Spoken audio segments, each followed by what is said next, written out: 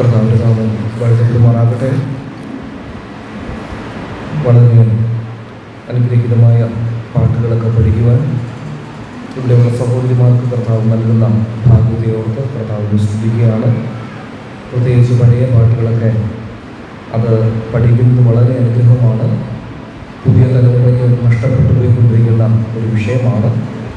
പഴയ പാട്ടുകൾ അതിൻ്റേതായ രാഗത്തിനും അതിൻ്റേതായ അർത്ഥത്തിലുമൊക്കെ പഠിക്കുവാൻ കർത്താവ് നമ്മെ സഹായിക്കട്ടെ. അബ്രഹാമിൻ്റെ കുടുംബം അല്ലെങ്കിൽ ഒരു ഭക്തിയുള്ള കുടുംബം എന്ന വിഷയമാണ് നാം ഇന്നലെ ചിന്തിക്കാനായിട്ട് ആരംഭിച്ചത്. ഉൽപ്പത്തി പുസ്തകം 12-ാം അധ്യായത്തിൽ നിന്നാണ് ആ വിഷയത്തിൻ്റെ പ്രാരംഭവാക്യം നാം വായിച്ചത്. ഉൽപ്പത്തി പുസ്തകം 12-ാം അധ്യായം 1-ാം വാക്യം ഒരു പ്രാവശ്യവും നമുക്ക് വായിച്ച് വിഷയത്തിലേക്ക് പ്രവേശിക്കാം. ഉൽപ്പത്തി പുസ്തകം 12-ാം അധ്യായം അതിൻ്റെ 1-ാം വാക്യം.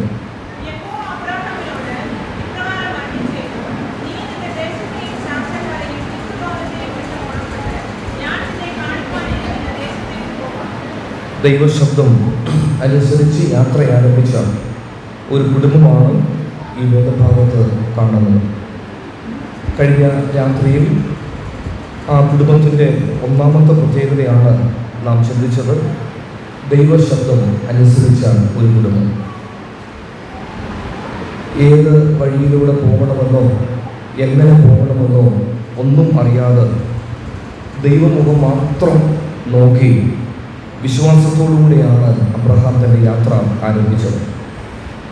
നാമും നമ്മുടെ കുടുംബങ്ങളിൽ ദൈവത്തിൻ്റെ ശബ്ദം കേൾക്കണം എന്നുള്ള ഒരു ആഹ്വാനത്തോടെയാണ് കഴിഞ്ഞ ക്ലാസ് അവസാനിപ്പിക്കുവാൻ ഇടയായിത്തീർന്നത്. ദൈവത്തിൻ്റെ വചനം നമ്മോട് സംസാരിക്കുവാൻ ഇടയായിത്തീരുന്നു. കേവലം ഇങ്ങനെയുള്ള മീറ്റിങ്ങുകളിൽ വായിക്കുവാൻ വേണ്ടിയുള്ള ഒരു പുസ്തകമല്ല ദൈവത്തിൻ്റെ വചനം എന്ന് പറയുന്നത്. ദൈവത്തിൻ്റെ വചനം നമ്മുടെ അകമേയുള്ള മനുഷ്യന് കൊടുക്കേണ്ട ഏറ്റവും വലിയ പോഷണം അല്ലെങ്കിൽ ആഹാരമാണ് ദൈവത്തിൻ്റെ വചനം. അകമേയുള്ള മനുഷ്യൻ ബലപ്പെടുമ്പോൾ എല്ലാം ശരിയാകുവാൻ ഇടയായിത്തീരും. എന്തുകൊണ്ടാണ് നമ്മുടെയൊക്കെ മധ്യത്തിൽ അനേക പ്രതിസന്ധികൾ ഉണ്ടാകുന്നത്? പ്രയാസങ്ങൾ, ഭിന്നതകൾ, അഭിപ്രായ വ്യത്യാസങ്ങൾ, ഇതൊക്കെ എന്തുകൊണ്ട് ഉണ്ടാകുന്നു എന്ന് ചോദിച്ചാൽ അകമയുള്ള മനുഷ്യൻ്റെ ആത്മീയ ബലം കുറയുന്നു എന്നുള്ളതാണ്. അകമയുള്ള മനുഷ്യൻ ബലപ്പെടണമെങ്കിൽ ദൈവവചനത്തിന് മാത്രമേ അത് കഴിയുകയുള്ളൂ. ഇന്നലെ ദൈവവചനത്തിൻ്റെയൊക്കെ വിവിധ തലങ്ങളെക്കുറിച്ച് നാം ചിന്തിച്ചു. പ്രത്യേകിച്ച് ആവർത്തന പുസ്തകം 30-ാം അധ്യായത്തിൽ നിന്ന് ദൈവവചനത്തിലെ കൽപ്പനകളും പ്രമാണങ്ങളും നാം അനുസരിക്കുന്നുവെങ്കിൽ, അതിന് പ്രാധാന്യം കൊടുക്കുന്നുവെങ്കിൽ നമുക്ക് ലഭിക്കുന്ന ചില അനുഗ്രഹങ്ങളെക്കുറിച്ച് ആവർത്തന പുസ്തകം 30-ാം അധ്യായം 2 മുതൽ താഴോട്ടുള്ള വാക്യങ്ങളിൽ നിന്ന് നാം ചിന്തിക്കാൻ ഇടയായി. ദൈവത്തിൻ്റെ ശബ്ദം നാം തിരിച്ചറിയണം, അത് കേൾക്കണം. നാം വലത്തോട്ട് തിരിഞ്ഞാലും ഇടത്തോട്ട് തിരിഞ്ഞാലും പുറകിൽ നിന്ന് ഒരു ശബ്ദം കേൾക്കും, വഴി ഇതാകും. ആ ശബ്ദം നാം തിരിച്ചറിയുന്നുവെങ്കിൽ നമ്മുടെ ജീവിതം ഏറ്റവും ധന്യമായി തീരും. വഴി ഇതാകുന്നു, ആ ശബ്ദമാണ് തിരിച്ചറിയേണ്ടത്. അത് എല്ലാവരോടും ദൈവത്തിൻ്റെ ആത്മാവ് സംസാരിക്കും. ചിലരോട് മാത്രമല്ല, ചിലരോട് മാത്രം വഴി ഇതാകുന്നു, മറ്റുള്ളവരോട് ആ നിലയിൽ പറയാതിരിക്കുകയല്ല. എല്ലാവരോടും ദൈവത്തിൻ്റെ ആത്മാവ് വഴി ഇതാകുന്നു എന്ന് പറയും. പക്ഷേ നാം ചെയ്യേണ്ട ആവശ്യം നമ്മെ തന്നെ ദൈവവചനത്തിന് മുൻപാകെ സമർപ്പിച്ച് ദൈവശബ്ദം കേൾക്കുമ്പോൾ ആ വഴിയിലൂടെ കർത്താവ് നമ്മെ മുൻപോട്ട് കൊണ്ടുപോകുവാൻ ഇടയായിത്തീരും. എന്നാൽ നമ്മൾക്ക് സംഭവിച്ച പരാജയത്തെക്കുറിച്ചും കഴിഞ്ഞ രാത്രി നാം ചിന്തിച്ചു. ദൈവവചനത്തെ പുറകിലേക്ക് വലിച്ചെറിയുന്നു, ദൈവവചനം ഉപേക്ഷിക്കുന്നു, ദൈവവചനത്തോട് അയവ് സംഭവിക്കുന്നു. ഇതൊക്കെ അറിഞ്ഞോ അറിയാതെയോ ഈ നാളുകളിൽ നമ്മുടെ മധ്യത്തിൽ സംഭവിച്ചുകൊണ്ടിരിക്കുന്ന അപകടകരമായ, ദുഃഖകരമായ വിഷയമാണ്. അത് വളരെ ഗൗരവത്തോടുകൂടെ നാം എടുക്കുവാൻ ഇടയായിത്തീരണം. ഒരു മടങ്ങിവരവ്, ഒരു മാനസാന്തരം ഈ ക്യാമ്പ് മുഖാന്തരം സഹോദരിമാരുടെ മധ്യത്തിൽ ദൈവവചനത്തേക്കുള്ള ഒരു മടങ്ങിവരവ് ഉണ്ടാകണം. മത്തായിയുടെ സുവിശേഷം 13-ാം അധ്യായത്തിൽ കർത്താവ് പറഞ്ഞ ഒരു ഉപമ, ആ ഉപമയിൽ വചനത്തെ ഞെരുക്കുന്നത് മുള്ളിനിടയിൽ വീണ വിത്ത്, ലോകത്തിൻ്റെ ചിന്തയും ധനത്തിൻ്റെ വഞ്ചനയും. ദൈവവചനം വളരണമെന്നുള്ള ആഗ്രഹമുണ്ട്, നമുക്കെല്ലാവർക്കും ഉണ്ട്. ആരോട് ചോദിച്ചാലും പറയുന്ന ഒരു വസ്തുത, എൻ്റെ ബ്രദറെ ആഗ്രഹമുണ്ട് വചനപ്രകാരമൊക്കെ ജീവിക്കണമെന്നും വചനപ്രകാരം നിലനിൽക്കണമെന്നും ആഗ്രഹമുണ്ട്, പക്ഷേ സാധിക്കുന്നില്ല. അതിന് കാരണം ഈ ലോകത്തിൻ്റെ ചിന്തയും ധനത്തിൻ്റെ വഞ്ചനയും അത് നമ്മുടെ ഹൃദയങ്ങളെ അങ്ങ് ഭരിച്ചുകൊണ്ടിരിക്കുക. നമ്മുടെ ഹൃദയങ്ങൾ ഏറ്റവും അധികം ആഗ്രഹിക്കുന്നത് ഈ രണ്ട് വിഷയങ്ങളാണ്. ഈ രണ്ട് വിഷയങ്ങൾ ഏറ്റവും അധികം ആഗ്രഹിക്കുന്നത് കൊണ്ട് ഈ വചനത്തെ ഞെരുക്കുവാൻ ഇടയായിത്തീരും. കർത്താവ് നമ്മെ സഹായിക്കട്ടെ. അബ്രഹാം ദൈവശബ്ദം കേട്ട് യാത്ര ആരംഭിച്ച ഒരു കുടുംബമാണ്. അബ്രഹാമിൻ്റെ വഴിയിൽ ഉടനീളം ദൈവശബ്ദം അബ്രഹാം കേൾക്കുന്നുണ്ട്. ദൈവശബ്ദം അനുസരിച്ച ഒരു കുടുംബമാണ്. ദൈവശബ്ദത്തിന് അതിൻ്റെതായ ഗൗരവം കൊടുത്ത ഒരു കുടുംബമാണ്. ദൈവശബ്ദം അബ്രഹാം അനുസരിച്ചപ്പോൾ ആ ശബ്ദം തന്നെ തൻ്റെ ഭാര്യ സാറ, തൻ്റെ മക്കൾ, തലമുറകൾ ഇവരെല്ലാം അതനുസരിപ്പാൻ ഇടയായി തീർന്നു. അങ്ങനെ ഒരു മാതൃകാ ഭക്തിയുള്ള കുടുംബമാണ് അബ്രഹാമിൻ്റെ കുടുംബം. രണ്ടാമത്തെ വിഷയത്തിലേക്ക് നമുക്ക് കടന്നു വരാം. അബ്രഹാമിൻ്റെ കുടുംബം എന്ന വിഷയത്തിൽ നിന്ന് ഉൽപ്പത്തി പുസ്തകം 13-ാം അധ്യായം അതിൻ്റെ 9-ാമത്തെ വാക്യം നമുക്കൊന്ന് വായിച്ച് കേൾക്കാം. ഉൽപ്പത്തി പുസ്തകം 13-ാം അധ്യായം അതിൻ്റെ 9-ാമത്തെ വാക്യം.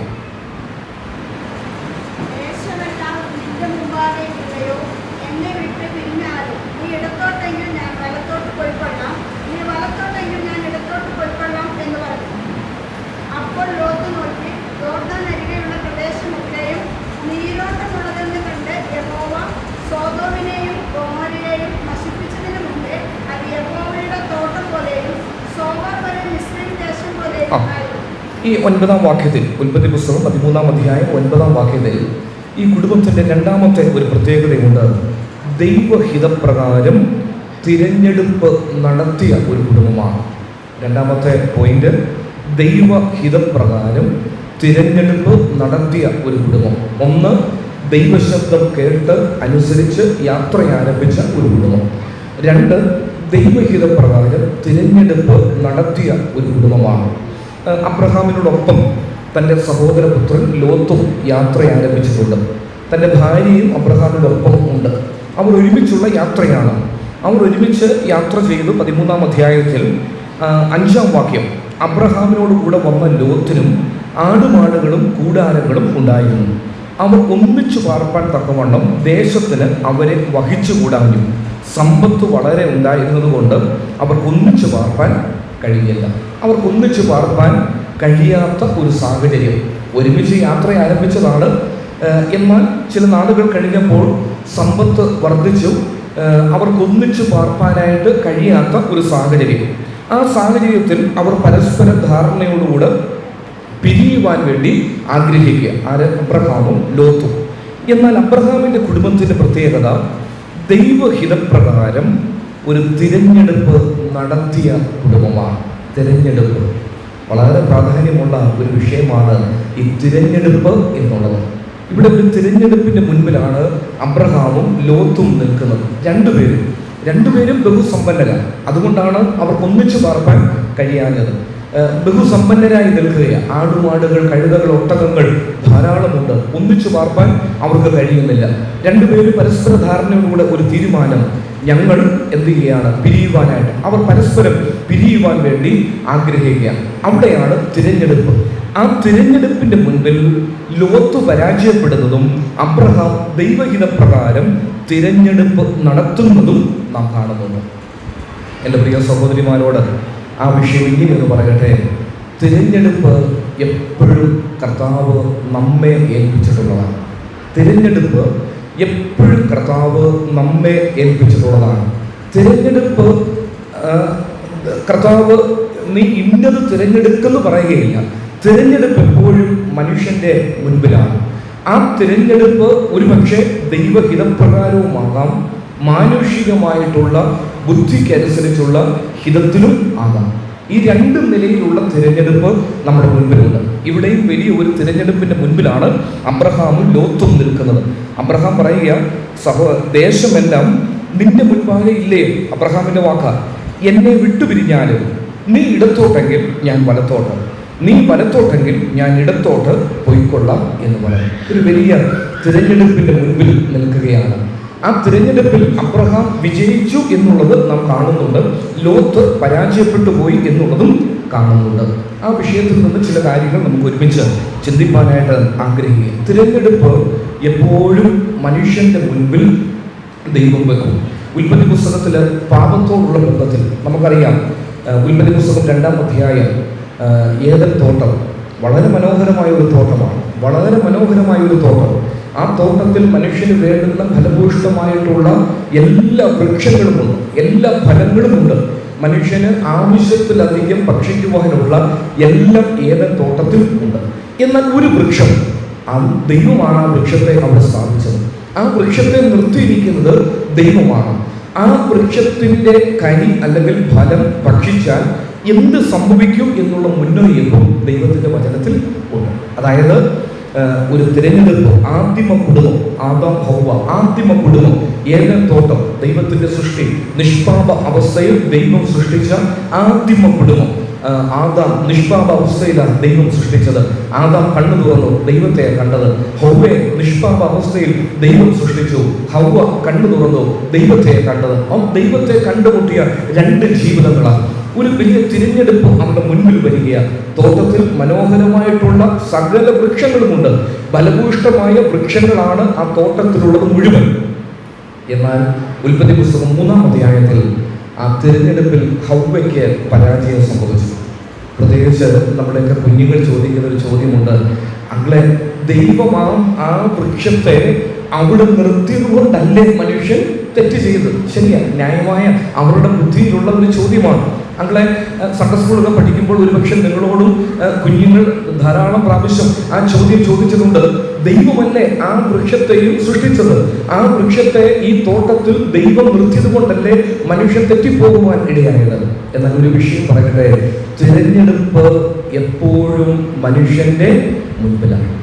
ദൈവം അത് മനുഷ്യനെ ഫലമേൽപ്പിച്ചിരിക്കുക തിരഞ്ഞെടുക്കുവാനായിട്ട്. നാം റോഡിലൊക്കെ യാത്ര ചെയ്യുമ്പോൾ സഹോദരിമാരൊക്കെ വാഹനം ഓടിക്കുന്ന സഹോദരിമാർ ഒത്തിരി പേരുണ്ടല്ലോ.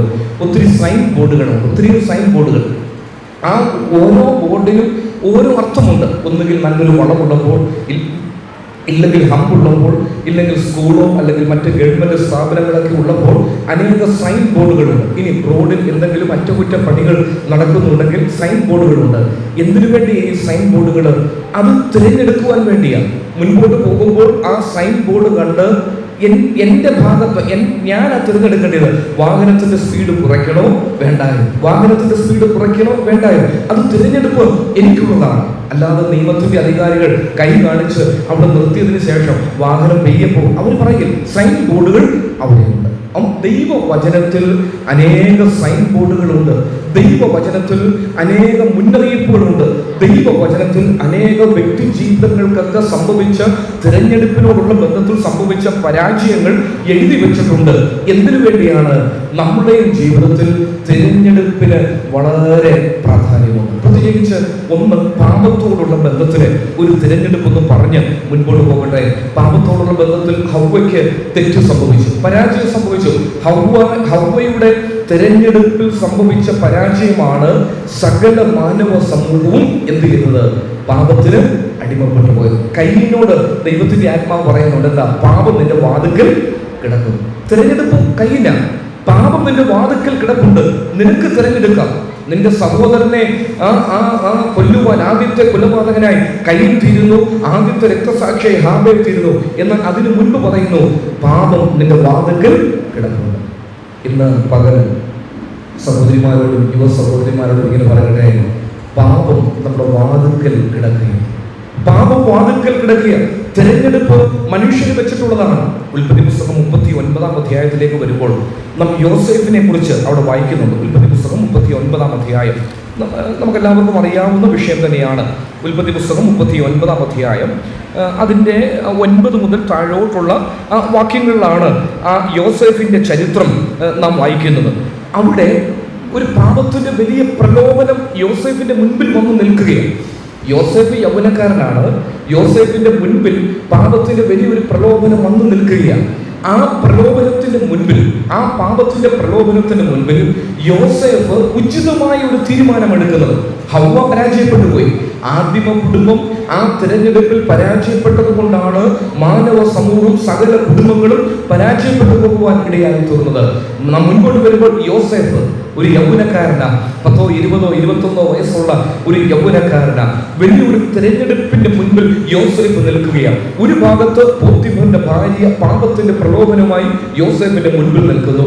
മറുഭാഗത്ത് യോസേഫിന്റെ ഉള്ളിലുള്ള അകമയുള്ള മനുഷ്യൻ ദൈവത്തിന്റെ മുഖത്തേക്ക്, ദൈവത്തിന്റെ കണ്ണ് യോസേഫ് കാണുവാൻ ഇടയായി തീരുകയാണ്. അതാണ് യോസേഫ് 39 അധ്യായം 9 വാക്യത്തിൽ, ഞാൻ ഈ മഹാദോഷം പ്രവർത്തിച്ച് ദൈവത്തോട് പാപം ചെയ്യുന്നത് എങ്ങനെ എന്ന് പറഞ്ഞു. അതായത് ഒരു ഭാഗത്ത് പോത്തിഫറിന്റെ ഭാര്യ യോസേഫിന്റെ മുൻപിൽ നിൽക്കുന്നു, മറുഭാഗത്ത് ദൈവത്തോടാണല്ലോ ഈ പാപം ഞാൻ ചെയ്യുന്നത് എന്ന ഒരു ചിന്തയോടുകൂടെ ഒരു യൗവനക്കാരൻ നിൽക്കുകയാണ്. തിരഞ്ഞെടുപ്പ് യോസേഫിനുള്ളതാണ്. തിരഞ്ഞെടുപ്പ് യോസേഫിനുള്ളതാ. അവിടെ ദൈവത്തിന്റെ ദൂതൻ ഇറങ്ങി വന്ന്, യോസേഫേ, നീ ചെയ്യരുത്, നീ ഒരു ആത്മീയ മനുഷ്യനാ, നീ നല്ലൊരു യൗവനക്കാരനാ, നീ അത് ചെയ്യരുത്. നോ, അങ്ങനെ ഒരു ശബ്ദമോ അരുളപ്പാടോ അവിടെ ഉണ്ടാകുന്നില്ല. തിരഞ്ഞെടുപ്പ് യോസേഫിന്റെ മുൻപിലാ. യോസേഫ് എന്ത് ചെയ്തു? നാം വായിക്കുന്നുണ്ട്, അവന്റെ വസ്ത്രം പോലും ഇട്ട് അവൻ ഓടുവാൻ ഇടയായി. ആ വസ്ത്രമാണ് ഒടുവിൽ അവനെ കാരാഗ്രഹത്തിൽ അടയ്ക്കുവാൻ ഇടയായി തീർന്നത്. പക്ഷെ ഒരു വിഷയം പറയട്ടെ, യോസേഫിന്റെ തിരഞ്ഞെടുപ്പ്, പാപത്തിന്റെ മുൻപിലുള്ള യോസേഫിന്റെ തിരഞ്ഞെടുപ്പ്, ആ തിരഞ്ഞെടുപ്പ് യോസേഫിനെ ആരാക്കി തീർത്തു. നാം വായിക്കുന്നുണ്ട് ഉൽപ്പത്തി പുസ്തകത്തിൽ മുമ്പോട്ട് വരുമ്പോൾ 41 അധ്യായം അതിന്റെ 46 വാക്യം ഒന്ന് വായിച്ചേ. ഉൽപ്പത്തി പുസ്തകം 41 അധ്യായം 46 വാക്യം.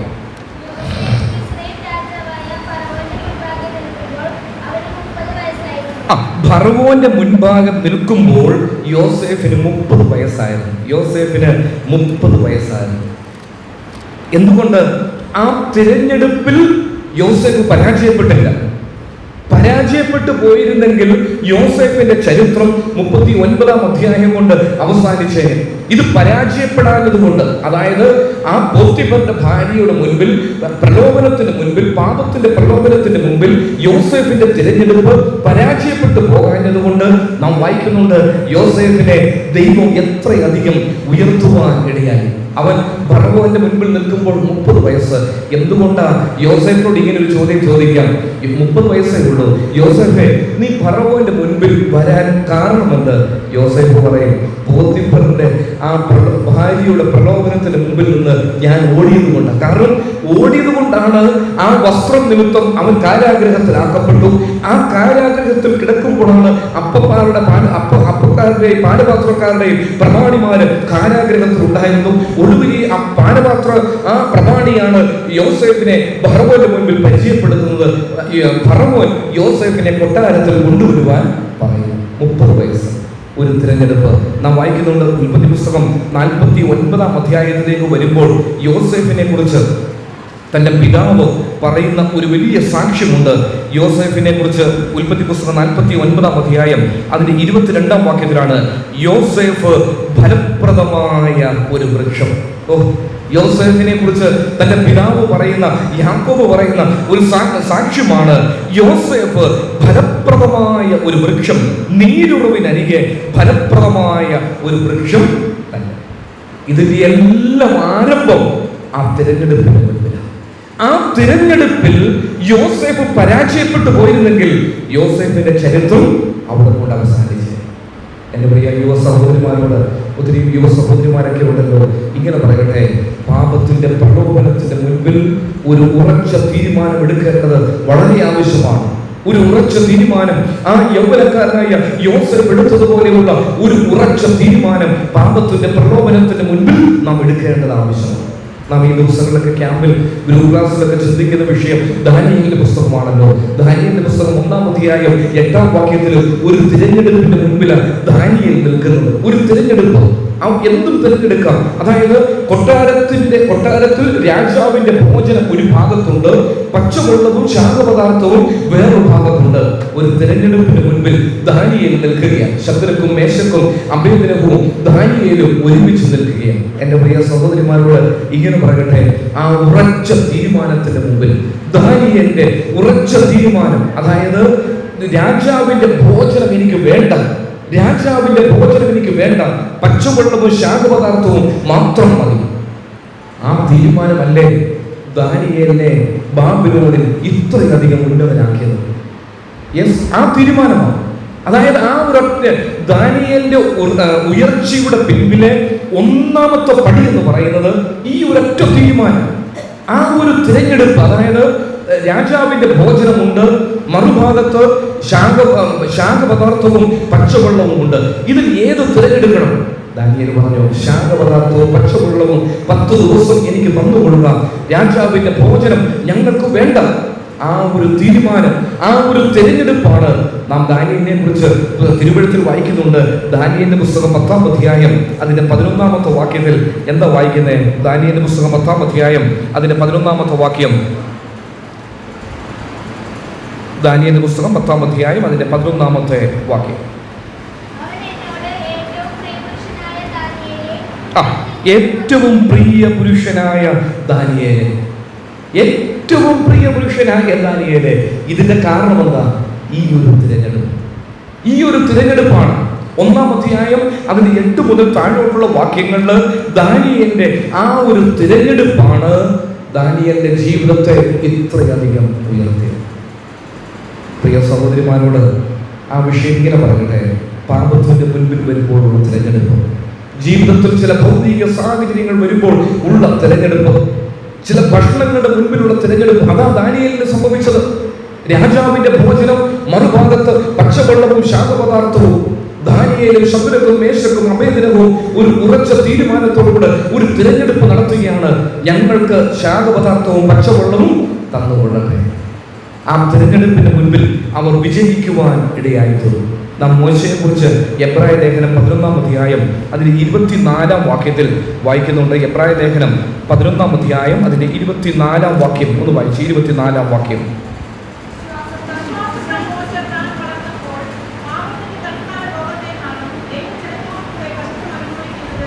ദൈവജനത്തോടുകൂടെ കഷ്ടം അനുഭവിക്കുന്നത് തിരഞ്ഞെടുത്തു.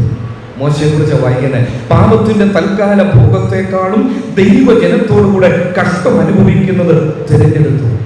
ആ തിരഞ്ഞെടുപ്പാണ് മോശയെ ഉന്നതനാക്കി തീർത്തത്. ഒരുപക്ഷെ മോശയ്ക്ക് പാപത്തിന്റെ തൽക്കാല ഭോഗങ്ങൾ തിരഞ്ഞെടുത്തിരുന്നുവെങ്കിൽ ആ മിസ്രൈമിലെ ആ ഒരു ഫറവോന്റെ അടുത്ത സ്ഥാനം ഒരുപക്ഷെ മോശയ്ക്ക് ലഭിച്ചു എന്ന് വരും. എന്നാൽ അതൊന്നും വേണ്ട.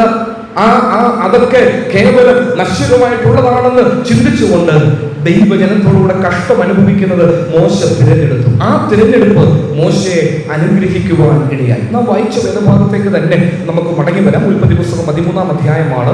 അവിടെയും വലിയ ഒരു തിരഞ്ഞെടുപ്പിന്റെ മുൻപിലാണ് മനുഷ്യൻ നിൽക്കുന്നത്, അബ്രഹാമും ലോത്തും നിൽക്കുന്നത്. ഇയ്യോബിനെ കുറിച്ച് അവിടെ പറഞ്ഞ് ഈ വിഷയത്തിലേക്ക് വരാം. ഇയ്യോബിന്റെ പുസ്തകത്തിലും നാം അതേ ഒരു ആശയം വായിക്കുന്നുണ്ട്.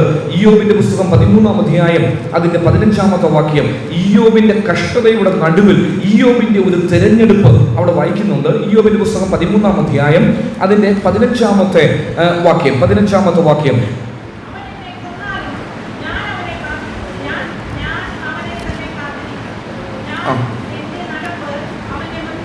അവൻ എന്നെ കൊന്നാലും ഞാൻ അവനെ തന്നെ കാത്തിരിക്കും, ഞാൻ എന്റെ നടപ്പ് അവന്റെ മുൻപാകെ തെളിയും. ഇയ്യോബിന്റെ തെരഞ്ഞെടുപ്പാണ്, കഷ്ടതയുടെ നടുവിലുള്ള ഇയ്യോബിന്റെ തെരഞ്ഞെടുപ്പാണ്. ഇയ്യോബ് അനുഭവിച്ച കഷ്ടതയെ പോലെ ചരിത്രത്തിൽ നാളിതുവരെ ആരും അനുഭവിച്ചിട്ടില്ല. അത്ര തീവ്രമായ ഒരു കഷ്ടതയിലൂടെ ഇയ്യോബ് കടന്നു പോകുമ്പോൾ ഇയ്യോബ് പറയുന്നത്, അവൻ എന്നെ കൊന്നാലും ഞാൻ അവനെ തന്നെ കാത്തിരിക്കും. ആ തിരഞ്ഞെടുപ്പിൽ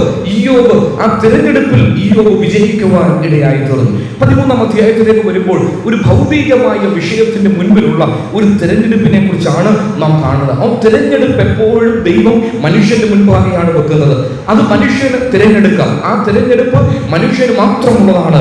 ഇവിടെയും അബ്രഹാമും ലോത്തും ഒരു വലിയ തിരഞ്ഞെടുപ്പിന്റെ മുൻപിൽ നിൽക്കുകയാണ്. എന്താ ലോത്ത് ചെയ്യുന്നത്? അതിന്റെ 10-ാം വാക്യം. അപ്പോൾ ലോത്ത് നോക്കി, യോർദാൻ അരികെയുള്ള പ്രദേശമൊക്കെയും നീരോട്ടം ഉള്ളതെന്ന് കണ്ടു. ലോത്തിന്റെ തിരഞ്ഞെടുപ്പ് ആ നീരോട്ടമുള്ള പ്രദേശത്തേക്കാണ് പോയത്. ലോത്തിന്റെ കണ്ണ് ആ നീരോട്ടമുള്ള പ്രദേശത്തേക്ക് പോയെ. അബ്രഹാം എന്ന് പറയുന്നത് നീ വലത്തോട്ടെങ്കിൽ ഞാൻ ഇടത്തോട്ട്, നീ ഇടത്തോട്ടെങ്കിൽ ഞാൻ വലത്തോട്ട്. ഇനി താഴോട്ട് വരുമ്പോൾ അബ്രഹാമിനെ കുറിച്ച് വായിക്കുന്നത്, അബ്രഹാം കൂടാരം നീക്കി ഹെബ്രോനിൽ മമ്രയുടെ തോപ്പിൽ വന്ന് പാർത്തു, അവിടെ യഹോവയ്ക്ക് ഒരു യാഗപീഠം പണിതു. അബ്രഹാമിന്റെ യാത്രയാണ് ആ തിരഞ്ഞെടുപ്പ്. അബ്രഹാമിന്റെ നാം മുൻപോട്ട് വായിക്കുന്നുണ്ട്. എന്നാൽ ലോത്തിന് സംഭവിച്ച ആ പരാജയം എന്ന് പറയുന്നത് അവന്റെ കണ്ണ് നീരോട്ടമുള്ള സ്ഥലമായിരുന്നു. നീരോട്ടമുള്ള സ്ഥലം. ലോത്തിന് ആടുമാടുകളൊക്കെ ഇഷ്ടം പോലെയുണ്ട്. ആടുമാടുകൾ, ഒട്ടകങ്ങൾ, കഴുതകളൊക്കെ ഇഷ്ടം പോലെയുണ്ട്. എൻ്റെ സഹോദരിമാർ ഇങ്ങനെ പറയട്ടെ, ലോത്തിന്റെ കണ്ണ് ആടിനും മാടിനും വേണ്ടുന്ന പുല്ല് മാത്രമാണ് കണ്ടത്. ലോത്തിന്റെ കണ്ണ് ആടിനും മാടിനും വേണ്ടുന്ന പുല്ല് മാത്രം നോക്കിക്കൊണ്ട് ലോത്ത് നീരോട്ടമുള്ള പ്രദേശത്തേക്ക് യാത്ര ചെയ്തു. ലോത്ത് തന്റെ തലമുറയെ കുറിച്ച് ചിന്തിച്ചില്ല. എന്റെ തലമുറ സോദോമിൽ ചെല്ലുമ്പോൾ എങ്ങനെയായിത്തീരും? ഈ സോദോം ഗൊമോറ ദൈവത്തെ ശപിക്കപ്പെട്ട പട്ടണമായ, ജാതീയ പട്ടണമായ, മ്ലേച്ഛതകൾ തിങ്ങി നിൽക്കുന്ന ഈ പട്ടണത്തിൽ ചെല്ലുമ്പോൾ എന്റെ കുടുംബവും എന്റെ ഭാര്യയും എന്റെ തലമുറയും എങ്ങനെയായി തീരുമെന്ന് ലോത്ത് ചിന്തിച്ചില്ല. ലോത്ത് ആഗ്രഹിച്ചത് എന്താണ്? ആടിനും മാടിനും വേണ്ടുന്ന അത്ര ലോത്തിന്റെ ചിന്ത. അതാണ് ഫലഭൂഷ്ടമായ നീരോട്ടമുള്ള പ്രദേശം എന്ന് നാം വായിക്കുന്നു. ഇനി അത് മാത്രമല്ല, അതിന്റെ 12ാമത്തെ വാക്യം ഒന്ന് വായിച്ച്, 13ാം അധ്യായം അതിന്റെ 12ാമത്തെ വാക്യം.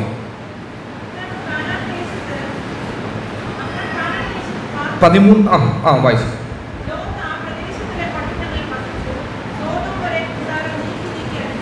സോദോം വരെ കൂടാരം നീക്കി നീക്കി നീക്കി അടിച്ചു. കൂടാരം നീക്കുകയാണ്. തന്റെ തിരഞ്ഞെടുപ്പ് മനുഷ്യനാണ് ദൈവം വെച്ചിട്ടുള്ളത്. ഏത് വിഷയവും മനുഷ്യന് തന്നെ തിരഞ്ഞെടുക്കാം. അവന്റെ കണ്ണ് നീരോട്ടമുള്ള പ്രദേശത്തേക്ക് പോയി. അവന്റെ ചിന്ത നീരോട്ടമുള്ള പ്രദേശം. ആടുമാടുകൾക്ക് വേണ്ടുന്നത് മാത്രമാണ് ലോത്ത് ചിന്തിക്കുന്നത്. കുടുംബത്തെ കുറിച്ച് ഓർക്കുന്നില്ല, തന്റെ ഭാര്യയെ കുറിച്ച് ഓർക്കുന്നില്ല, തന്റെ മക്കളെ കുറിച്ചുള്ള ചിന്ത ലോത്തിനില്ല. ലോത്ത് എന്ത് ചെയ്യാണ്? കൂടാരം സോദോം വരെ നീക്കി നീക്കി അടിക്കുക. എന്നാൽ മറുഭാഗത്ത് ഒരു മനുഷ്യൻ അബ്രഹാമിനെ വിട്ടുപിരിഞ്ഞ ശേഷം യഹോവ അബ്രഹാമിനോട് അരുളി ചെയ്തത്. അബ്രഹാമിന്റെ തിരഞ്ഞെടുപ്പാണ്. അതിന് താഴോട്ടുള്ള വാക്യങ്ങൾ നാം കാണുന്നത്.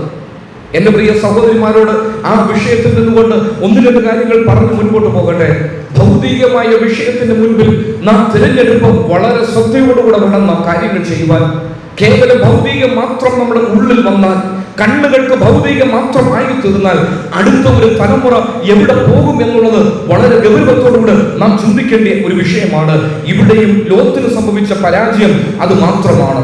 ലോത്ത് കൂടാരം നീക്കി സോദോം വരെ ചെന്ന് പാർത്തു. ഇനി അത് മാത്രമല്ല, സോദോമിൽ ചെന്ന് ലോത്ത് താമസം ആരംഭിച്ചു. എന്തെങ്കിലും ലോത്ത് അനുഭവിക്കുവാനിടയായി. ലോത്ത് നേടിയതോ, ലോത്ത് അധ്വാനിച്ചതോ, ലോത്ത് വാരിക്കൂട്ടിയതോ ഒന്നും ലോത്ത് അനുഭവിക്കുവാനിടയായി തീർന്നില്ല. വെറും കൈയോടുകൂടെ ലോത്ത് ഓടുവാനിടയായി. തന്റെ ഭാര്യയെ നഷ്ടപ്പെട്ടു പോയി ലോത്തിന്. അവൾ 30 മൂന്നായി ചരിത്രത്തിൽ നിൽക്കുകയാണ്. തന്റെ 2 പെൺമക്കൾ പിതാവിനാൽ ഗർഭം ധരിച്ചു. അമ്മോനിയർക്കും മോവാബിയർക്കും ജന്മം നൽകുവാനിടയായി തീർന്നു. ലോത്തിന്റെ കുടുംബം ആരോടൊപ്പം ഇറങ്ങിത്തിരിച്ചതാണ്? അബ്രഹാമിനോടൊപ്പം ഇറങ്ങിത്തിരിച്ചത്. ദൈവശബ്ദം കേട്ട അബ്രഹാമിന്റെ കുടുംബത്തോടൊപ്പം യാത്ര ചെയ്ത ലോത്ത് എത്രയോ പ്രാവശ്യം അബ്രഹാമിനോട് ദൈവം സംസാരിക്കുന്നത് ലോത്ത് കണ്ടിട്ടുണ്ട്, ലോത്ത് കേട്ടിട്ടുണ്ട്. തന്റെ കൂടെ നടക്കുന്ന സഹോദരന്റെ തിരഞ്ഞെടുപ്പിൽ ലോത്തിനും അബ്രഹാമിനൊപ്പം പോകാമായിരുന്നു. അബ്രഹാം ലോത്തിനോട് പറഞ്ഞപ്പോൾ ലോത്തിന് ഇങ്ങനെ പറയാം: അബ്രഹാമേ, ഞാൻ നിന്നെ വിട്ടുപിരിയുകയില്ല. നമുക്ക് എത്ര സമ്പത്ത് വർദ്ധിച്ചാലും നീ പോകുന്ന വഴിയിലൂടെ ഞാൻ വരികയുള്ളൂ. നിന്റെ ദൈവമാണ് എന്റെയും ദൈവം, നിന്റെ വിശ്വാസമാണ് എന്റെയും വിശ്വാസം. നീ എവിടെ കൂടാരം അടിക്കുന്നോ അതിനടുത്ത് ഞാനും കൂടാരം അടിച്ചു കൊള്ളാം. അബ്രഹാമിനോടൊപ്പം ലോത്തിന് യാത്ര ചെയ്യാമായിരുന്നു. പക്ഷേ ലോത്തിന്റെ കണ്ണ് എന്ത് ചെയ്തു? നീരോട്ടമുള്ള ആ പ്രദേശത്തേക്ക് പോയി. നാം തിരുവെഴുത്തിൽ ഒത്തിരി കാര്യങ്ങൾ വായിക്കുന്നുണ്ട് ഈ ഭൗതികതയോടുള്ള ബന്ധത്തിൽ. സഭാപ്രസംഗയുടെ പുസ്തകം 5-ാം അധ്യായത്തിൽ നാം ഒരു വിഷയം കാണുന്നുണ്ട്. സഭാപ്രസംഗയുടെ പുസ്തകം 5-ാം അധ്യായം, സഭാപ്രസംഗയുടെ പുസ്തകം 5-ാം അധ്യായം അതിൻ്റെ 13-ാമത്തെ വാക്യം, 5-ാം അധ്യായം അതിൻ്റെ 13-ാം വാക്യം.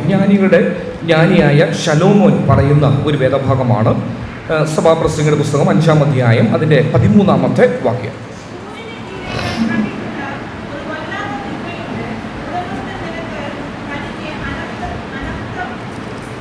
അനർത്ഥത്തിനായിട്ട് സൂക്ഷിച്ചു വെക്കുന്ന സമ്പത്ത്. ശലോമോൻ, ജ്ഞാനിയായ ശലോമോന പറയുന്നത്, സൂര്യന് കീഴെ ഞാൻ കണ്ടിട്ടുള്ള ഒരു വല്ലാത്ത തിന്മയുണ്ട്, ഉടമസ്ഥൻ തനിക്ക് അനർത്ഥത്തിനായി സൂക്ഷിച്ചു വെക്കുന്ന സമ്പത്ത്. ഇനി 4-ാം അധ്യായത്തിൽ ശലോമോൻ വേറൊരു വിഷയം പറയുന്നുണ്ട്. 4-ാം അധ്യായം അതിന്റെ 8-ാം വാക്യമാണ്. ഏകാഗിയായ ഒരുത്തനുണ്ട്, അവൻ ആരുമില്ല, മകനില്ല, സഹോദരനില്ല, എങ്കിലും അവന്റെ പ്രയത്നത്തിന് ഒന്നിനും അവസാനമില്ല. അവന്റെ കണ്ണിന് സമ്പത്ത് കണ്ട് തൃപ്തി വരുന്നുമില്ല. തിരഞ്ഞെടുപ്പ് ദൈവം മനുഷ്യന്റെ മുൻപിൽ വെച്ചിട്ടുള്ളത്. മനുഷ്യന് തിരഞ്ഞെടുക്കാം. ഈ ഭൂമിയിൽ 60, 70, 80 അല്ലെങ്കിൽ 90 എത്രയും ആയിക്കൊള്ളട്ടെ, ഒരു ചുരുങ്ങിയ കാലഘട്ടം ഈ ഭൂമിയിൽ ജീവിപ്പാൻ വേണ്ടി സ്വർഗത്തിലെ ദൈവം അനുവദിക്കുമ്പോൾ തിരഞ്ഞെടുപ്പ് നമ്മുടെ മുൻപിൽ വെച്ചിട്ടുള്ളത്. ഒരു കുടുംബമാണ് നമുക്കുള്ളത്. ആ അനുഗ്രഹിക്കപ്പെട്ട തലമുറകളെ സ്വർഗത്തിലെ ദൈവം നമുക്ക് തന്നിട്ടുണ്ട്. ആ കുടുംബത്തിന്റെ ആത്മീയ കാഴ്ചപ്പാട് മറന്നുപോയി ലോത്തിനെ പോലെ ഫലഭൂഷ്ടമായ മണ്ണും നീരോട്ടമുള്ള സ്ഥലവും നമ്മുടെ കണ്ണുകൾ അകപ്പെട്ടു പോയാൽ, ഇന്ന് പകൽക്കാലം ഒരു വിഷയം പറയട്ടെ, ലോത്തിന്റെ കുടുംബം എവിടെയാണ് നിൽക്കുന്നത്? അബ്രഹാമിന്റെ കുടുംബം എവിടെയാണ് നിൽക്കുന്നത്? അതുകൊണ്ടാണ് ശലോമോൻ പറയുന്നു, സൂര്യന് കീഴെ ഞാൻ കണ്ടിട്ടുള്ള ഒരു വല്ലാത്ത തിന്മയുണ്ട്, ഉടമസ്ഥൻ തന്റെ അനർത്ഥത്തിനായി സൂക്ഷിച്ചു വെച്ചിട്ടുള്ള സമ്പത്ത് തന്നെ. തെരഞ്ഞെടുപ്പിന്റെ മുൻപിൽ വളരെ ഗൗരവത്തോടെ നാം ചിന്തിക്കണം. നമ്മുടെയൊക്കെ പഴയ കാലത്തെ അമ്മമാരും വല്യമ്മച്ചിമാരുമൊക്കെ ഈ ഒരു വിഷയത്തിൽ അവർ വളരെ അനുഗ്രഹിക്കപ്പെട്ടവരായി, പ്രത്യേകിച്ച് ഭൗതിക വിഷയത്തോടുള്ള ബന്ധത്തിൽ. ഒരുപക്ഷെ പാപത്തോടുള്ള ബന്ധത്തിൽ തിരഞ്ഞെടുപ്പ് നാം യോഗ്യമായ നിലയിൽ എടുക്കാറുണ്ടായിരുന്നു. എന്നാൽ ഭൗതിക വിഷയത്തോടുള്ള ബന്ധത്തിൽ നമ്മുടെ തിരഞ്ഞെടുപ്പും കാഴ്ചപ്പാടും നഷ്ടപ്പെട്ടു പോകുന്നുണ്ടെങ്കിൽ ഒരു വസ്തുത പറയട്ടെ, അത് കുടുംബത്തിന്റെ പരാജയത്തിന് കാരണമാകുക. ദൈവഹിതപ്രകാരം അബ്രഹാം തിരഞ്ഞെടുപ്പ് നടത്തിയപ്പോൾ അബ്രഹാമിന്റെ കുടുംബം ദൈവവചനത്തിൽ എന്തുമാത്രം അനുഗ്രഹിക്കപ്പെടുവാനിടയായി. അതുകൊണ്ടല്ലേ അബ്രഹാം കൂടാരം മാറി മാറി അടിക്കുക. ആ കൂടാരത്തോടൊപ്പം ഒരു യാഗപീഠം അബ്രഹാമിനുണ്ട്. ആ യാഗപീഠത്തോടൊപ്പം ദൈവത്തെ ആരാധിക്കുന്ന അബ്രഹാം, ദൈവ ശബ്ദം കേൾക്കുന്ന അബ്രഹാം, ദൈവഹിതപ്രകാരം തിരഞ്ഞെടുപ്പ് നടത്തിയ ഒരു അനുഗ്രഹിക്കപ്പെട്ട കുടുംബം. ആ കുടുംബം തിരുവെടുത്തിൽ എത്രയോ അനുഗ്രഹിക്കപ്പെട്ട നിലയിലാണ് ആ കുടുംബം നിൽക്കുന്നത്.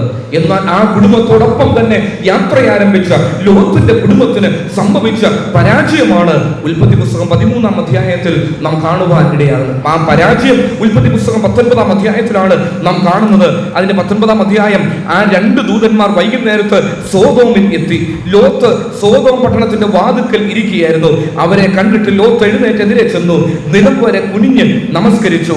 എന്താ താഴോട്ട് വരുമ്പോൾ ദൈവത്തിന്റെ ന്യായവിധി വരുവാൻ പോകുക. ദൈവത്തിന്റെ ന്യായവിധി സോദോം പട്ടണത്തിന്മേൽ ഇറങ്ങി വരുവാൻ പോകുക. ഫലഭൂഷ്ടമായ മണ്ണ് മാത്രം തന്റെ കണ്ണുകൾ കൊണ്ട് കണ്ട് അബ്രഹാം മുൻപോട്ട് പോയി, ലോത്ത് മുൻപോട്ട് പോയി. ഒടുവിൽ ദൈവത്തിന്റെ ന്യായവിധി ഇറങ്ങി വരുന്നു. ആ ന്യായവിധിയിൽ ലോത്തിന്റെ ഭാര്യയും അകപ്പെട്ടു പോയി. അവളുടെ തിരഞ്ഞെടുപ്പ് പരാജയപ്പെട്ടു. അവളോട് പറഞ്ഞു, പുറകോട്ട് എന്ത് ചെയ്യരുത്, തിരിഞ്ഞ് നോക്കരുത്. പുറകോട്ട് തിരിഞ്ഞു നോക്കരുത്. അവൾ തിരിഞ്ഞു നോക്കി, അവൾ പരാജയപ്പെട്ടു പോയി. അവൾ തിരിഞ്ഞു നോക്കരുതെന്നുള്ള ദൈവത്തിന്റെ ശബ്ദമുണ്ട്, പക്ഷേ അവൾ തിരിഞ്ഞ് നോക്കുവാൻ ഇടയായി.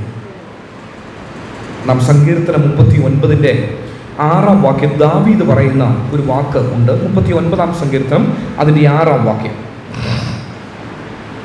39-ാം സങ്കീർത്തനം അതിന്റെ 6-ാം വാക്യം.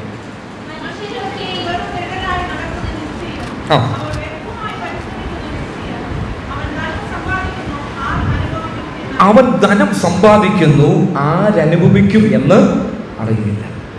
ആരനുഭവിക്കും എന്നറിയില്ല. അതുകൊണ്ടാണ് തിമോത്തിയോസിന് പൗലോസ് ലേഖനം എഴുതുമ്പോൾ അത് വിട്ടോടുക എന്നുള്ള വിഷയത്തിൽ പൗലോസ് പറയുന്നു, നീ ദ്രവ്യാഗ്രഹം എന്ത് ചെയ്യണം, വിട്ട് ഓടണം. ദ്രവ്യാഗ്രഹം വിട്ടോടണം. ഈ ദ്രവ്യാഗ്രഹത്തിന്റെ മുൻപിൽ മനുഷ്യന്റെ തിരഞ്ഞെടുപ്പ് പരാജയപ്പെട്ടു പോയാൽ അത് വലിയ പരാജയമാണ്. ലോത്തിന്റെ തിരഞ്ഞെടുപ്പ് പരാജയപ്പെട്ടത് എത്ര വലിയ പരാജയമായി തീർന്നു. ആഹാനെ കുറിച്ച് തിരുവെഴുത്തിൽ വായിക്കുന്നുണ്ട്, തിരഞ്ഞെടുപ്പ് ആഹാന ശബദാർപ്പിതമായ വസ്തുക്കൾ എടുക്കരുത്, അത് ദൈവത്തിന്റെ കൽപ്പനയാണ്. യുദ്ധത്തിനിടയിൽ ആഹാൻ കണ്ടു, എന്ത് ചെയ്തു? അവൻ എടുത്തു. അവൻ ഒത്തിരി ഒന്നും എടുത്തില്ല, അവൻ ഒത്തിരി വാരിക്കൂട്ടിയില്ല, അവൻ അല്പം എടുത്തു. പക്ഷേ അവൻ എടുത്തു, അത് കൊണ്ടുവന്നു, അത് കുഴിച്ചിട്ടു, കൂടാരത്തിന്റെ നടുവിൽ കുഴിച്ചിട്ടു. എന്റെ പ്രിയ സഹോദരിമാരോട് പറയട്ടെ, ആ ആഹാന്റെ തിരഞ്ഞെടുപ്പിൽ സംഭവിച്ച പരാജയം ആഹാന്റെ കുടുംബത്തിന് പരാജയമായി തീർന്നു. ചെയ്തതാരാ? ആഹാൻ. പക്ഷെ അനുഭവിച്ചത് ആരൊക്കെയാണ്? ഭാര്യയും അനുഭവിച്ചു, മക്കളും അനുഭവിച്ചു, ആടുമാടുകളും അനുഭവിച്ചു. മുഴുവൻ ആഘോർ താഴ്വര ചരിത്രത്തിലുണ്ട്. ആഘോർ താഴ്വര മൗനമായി നമ്മെ പഠിപ്പിക്കുന്ന ഒരു വസ്തുത ആഹാന്റെ തിരഞ്ഞെടുപ്പിൽ സംഭവിച്ച പരാജയമാണ്. യുദ്ധം നടക്കുക, യുദ്ധം കൊടുപരി കൊണ്ട് നിൽക്കുകയാണ്. ആ സമയം ആഹാൻ ചില പൊൻകെട്ടിയും അങ്ങനെയുള്ള തങ്കവും വെള്ളിയും ഒക്കെ കണ്ടു. ആ കണ്ടത് അല്പം ആഹാൻ എടുത്തു. നാം യോശുവയുടെ പുസ്തകം 7-ാം അധ്യായം 21-ാം വാക്യം, ആ വാക്യം ഒന്ന് വായിക്കാം. യോശുവയുടെ പുസ്തകം 7-ാം അധ്യായം 7-ാം അധ്യായം 21-ാം വാക്യം.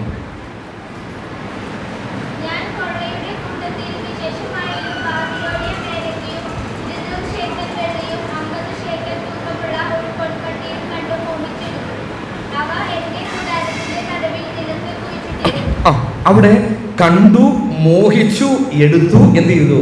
കുഴിച്ചു. ആ തിരഞ്ഞെടുപ്പിൽ സംഭവിച്ച പരാജയമാണ്. അത് കണ്ടപ്പോൾ മോഹം ഹൃദയത്തിൽ വന്നു. ആ മോഹിച്ചത് എടുത്തത് ആരും അറിയാതെ കൂടാരത്തിന്റെ നടുവിൽ കുഴിച്ചു. സഹോദരിമാരുടെ ഇങ്ങനെ പറയട്ടെ, ആഹാൻ ഇത് കൊണ്ടുവന്നപ്പോൾ ആഹാന്റെ ഭാര്യ പറയണമായിരുന്നു, എന്താ? അയ്യോ, അത് വേണ്ട, അത് ശബ്ദാർപ്പിതമാണ്, ദൈവത്തിന്റെ കൽപ്പനയുണ്ട്, അതെടുക്കുവാൻ പാടില്ല. അവളും എന്ത് ചെയ്തു? ആഹാന് കൂട്ടുന്നു. ഈ കൂടാരത്തിന്റെ നടുവിൽ ഒരു വസ്തു കുഴിച്ചിടണമെങ്കിൽ കുടുംബം അറിയാതെ ചെയ്യുകയില്ല. പക്ഷേ ന്യായവിധി, തിക്തഫലം ഇറങ്ങി വന്നു. ആ കുടുംബം ഒരുമിച്ച് അത് അനുഭവിക്കുവാൻ ഇടയായി. സഹോദരിമാരെ, ഭൗതിക വിഷയത്തിൽ നാം വളരെ ഗൗരവത്തോടുകൂടെ വേണം ചിന്തിക്കുവാൻ. തൃപ്തിയുള്ള ഒരു ജീവിതം സ്വർഗത്തിലെ ദൈവം നമുക്ക് നൽകുന്നുവെങ്കിൽ അതിനേക്കാൾ അനുഗ്രഹം വേറെ ഒന്നുമില്ല. അത് ഹൃദയത്തിൽ എഴുതി സൂക്ഷിക്കേണ്ട ഒരു കാര്യമാണ്. നാളിതുവരെ സഹോദരിമാരോട് ചോദിക്കട്ടെ, എന്റെ കർത്താവേ, എനിക്ക് തൃപ്തിയായി എന്ന് നമുക്ക് പറയുവാനിടയായി തീരുമോ? കഴിഞ്ഞ നാളിൽ നാം എന്തുമാത്രം വാരിക്കൂട്ടിയിട്ടുണ്ട്, നാം എന്തുമാത്രം അധ്വാനിച്ചിട്ടുണ്ട്. എന്നാൽ തിരഞ്ഞെടുപ്പ് ദൈവം മനുഷ്യന്റെ മുൻപിൽ വെക്കുമ്പോൾ, എന്റെ കർത്താവേ, എനിക്ക് തൃപ്തിയായി. നമ്മുടെയൊക്കെ വലിയ പശുമാർക്കും അല്ലെങ്കിൽ അന്നുള്ള അമ്മമാർക്കും ഒക്കെ തൃപ്തി ഉണ്ടായിരുന്നു. ഒത്തിരി ഉണ്ടായിട്ടല്ല, അവർക്ക് ആകെ ഉള്ളതൊക്കെ നമുക്കറിയാം. ഈ ഒരു തൂഹാനയുടെയൊക്കെ അതിന്റെ അറ്റത്ത് ഇങ്ങനെ അവർ കെട്ടി, അവർക്കുള്ളത് അതേ ഉള്ളൂ. പക്ഷേ ഒരു തൃപ്തിയുള്ള ജീവിതമായിരുന്നു അവർക്കുണ്ടായിരുന്നത്. അവരുടെ തിരഞ്ഞെടുപ്പ്, അവരുടെ കണ്ണുകൾ ഈ ലോകത്തിലേക്ക് ഇറങ്ങിയില്ല. അവരുടെ കണ്ണുകൾ ലോകത്തിന്റെ ആഴങ്ങളിലേക്ക് ഇറങ്ങിയില്ല. ഭൗതിക വിഷയത്തിന്റെ മുൻപിൽ അവർ യോഗ്യമായ ഒരു തിരഞ്ഞെടുപ്പ് നടത്തി. അവർ യോഗ്യമായ തിരഞ്ഞെടുപ്പ് നടത്തിയതുകൊണ്ടാണ് ഒരു വസ്തുത സഹോദരിമാരോട് പറയട്ടെ, ഇന്നത്തെ തലമുറ ദൈവഭക്തിയോടുകൂടെ നിൽക്കുന്നത്. പക്ഷേ ഇന്നത്തെ തലമുറയും അടുത്ത തലമുറയും വരുന്നത് ഈ ഒരു വിഷയത്തിന്റെ മുൻപിൽ പരാജയപ്പെട്ടു പോവുകയാണ്. നമ്മുടെ കണ്ണുകൾ ആത്മീയ മൂല്യങ്ങൾക്കല്ല പ്രാധാന്യം കൊടുക്കുന്നത്. നമ്മുടെ കണ്ണുകൾ തിരഞ്ഞെടുപ്പിനോടുള്ള ബന്ധത്തിൽ ഭൗതികമായ മൂല്യങ്ങൾക്ക് മാത്രമാണ് കണ്ണുകൾ കൊടുക്കുന്നത്. ആരോട് ചോദിച്ചാലും പറയാം, എന്റെ ബ്രദറെ, ജീവിക്കണ്ടായോ? വേണം. പക്ഷെ ഒരു വസ്തുത പറയട്ടെ, നമ്മുടെ അടുത്ത തലമുറയുടെ ആത്മീയമായ മൂല്യങ്ങൾ മറന്ന് ഭൗതികമായ മൂല്യങ്ങളുടെ കണ്ണുകൾ മാത്രം അതിൽ ശ്രദ്ധ കൊടുത്ത് നാം അവരെ പറഞ്ഞു വിടുന്നുവെങ്കിൽ ഗുണത്തേക്കാളധികം ദോഷമാണ് അടുത്ത തലമുറയ്ക്ക് സംഭവിച്ചുകൊണ്ടിരിക്കുന്നത്. എവിടെയാണ് ആത്മീയ കാഴ്ചപ്പാടുള്ളത്? ഈ കഴിഞ്ഞ ചില ദിവസങ്ങൾക്ക് മുൻപ് ഒരു ബ്രദർ പറഞ്ഞു, എന്റെ ബ്രദറെ, വേർപെട്ട കുടുംബങ്ങളിലെ കുഞ്ഞുങ്ങളാണ് ഇന്ന് ഏറ്റവും അധികം നിരീശ്വരവാദികളായിട്ട് തീർന്നുകൊണ്ടിരിക്കുന്നത്. ഒത്തിരി ഉദാഹരണങ്ങൾ സഹിതം പറയുവാനിടയായി. ഇതെന്തുകൊണ്ടാണ്? ഈ ഒരു വിഷയം, ഈ തിരഞ്ഞെടുപ്പ്, ഈ ഭൗതിക വിഷയത്തിന്റെ മുൻപിലുള്ള തിരഞ്ഞെടുപ്പിൽ സംഭവിക്കുന്നതാണ്. കുഞ്ഞുങ്ങൾ ചെറുപ്പം മുതൽ കാണുന്നത് അതാണ്. ഈ ചില നാളുകൾക്ക് മുൻപ് ഒരു പ്രായമുള്ള സഹോദരൻ ഒരു മകളെ കൗൺസിൽ ചെയ്തു. പേരൊന്നും പറയുവാൻ ആഗ്രഹിക്കുന്നില്ല. ആ സഹോദരൻ പറഞ്ഞ കാര്യമാണ്. അവൾക്ക് ആത്മീയമായ വിഷയത്തിൽ ഒട്ടും താല്പര്യമില്ല. അവളുടെ പേരൻസ് ഈ പ്രായമുള്ള സഹോദരനോട് പറഞ്ഞ് ചില മണിക്കൂറുകൾ ഒന്ന് സംസാരിക്കുക. ഇവൾക്ക് 23 വയസ്സോ 24 വയസ്സോ ഉണ്ട്. അവൾ എന്ത് ചെയ്തു? അവൾ തുറന്ന് കാര്യങ്ങൾ പറഞ്ഞു. എൻ്റെ അങ്ങളെ, ചെറുപ്പം മുതൽ ഞാൻ എൻ്റെ കുടുംബത്തിൽ ഈ ആത്മീയ കാര്യങ്ങളൊന്നും കണ്ടിട്ടില്ല. ഞാൻ ആ ചെറുപ്പം മുതൽ ആത്മീയ കാര്യങ്ങളൊന്നും ഞാൻ കണ്ടിട്ടില്ല. ഞാൻ 2-3 വർഷമേ സൺഡേ സ്കൂള് പഠിച്ചിട്ടുള്ളൂ. മറ്റാത്മീയ പ്രവർത്തനങ്ങൾക്കൊന്നും എന്നെ കൊണ്ടുപോകാനൊന്നും ഇവർക്ക് വലിയ സമയവും താല്പര്യവും ഇല്ലായിരുന്നു. ഇപ്പം 10-22 വയസ്സായി. ഞാൻ ചില കാര്യങ്ങളിലേക്കൊക്കെ ഇറങ്ങി പോകുന്നത് കണ്ടപ്പോൾ അവർക്ക് വളരെ ബുദ്ധിമുട്ടും കണ്ണുനീരുമാണ്. അതിനാണ് കൗൺസിൽ ചെയ്യാൻ അങ്കിളിൻ്റെ അടുത്ത് എന്നെ കൊണ്ടുപോകുന്നത്. അവൾ പറഞ്ഞു വാക്ക. കാരണം ചെറുപ്പം മുതൽ ഭൗതികമായ വിഷയങ്ങൾ മാത്രമാണ് അവൾ കണ്ടുകൾ വളരുന്നത്. ആത്മീകമായ വിഷയങ്ങൾക്ക് കുടുംബത്തിനുള്ളിൽ യാതൊരു താല്പര്യവുമില്ല. ആത്മീകമായ വിഷയങ്ങൾക്കില്ല. അതുകൊണ്ട് കർത്താവ് നമ്മെ സഹായിക്കട്ടെ. അബ്രഹാമിന്റെ കുടുംബം ദൈവഹിതപ്രകാരം ഒരു തിരഞ്ഞെടുപ്പ് നടത്തിയ കുടുംബമാണ്. ലോത്തിന്റെ കുടുംബവും അബ്രഹാമിന്റെ കുടുംബവും ഒന്നിച്ചു പാർപ്പാൻ കഴിയാതെ വന്നപ്പോൾ അബ്രഹാമിന്റെ കുടുംബമുണ്ടല്ലോ ദൈവഹിത പ്രകാരം. താഴോട്ടുള്ള ആ അധ്യായങ്ങളിൽ അബ്രഹാമിന്റെ കുടുംബത്തെ കുറിച്ച് വായിക്കുന്നുണ്ട്.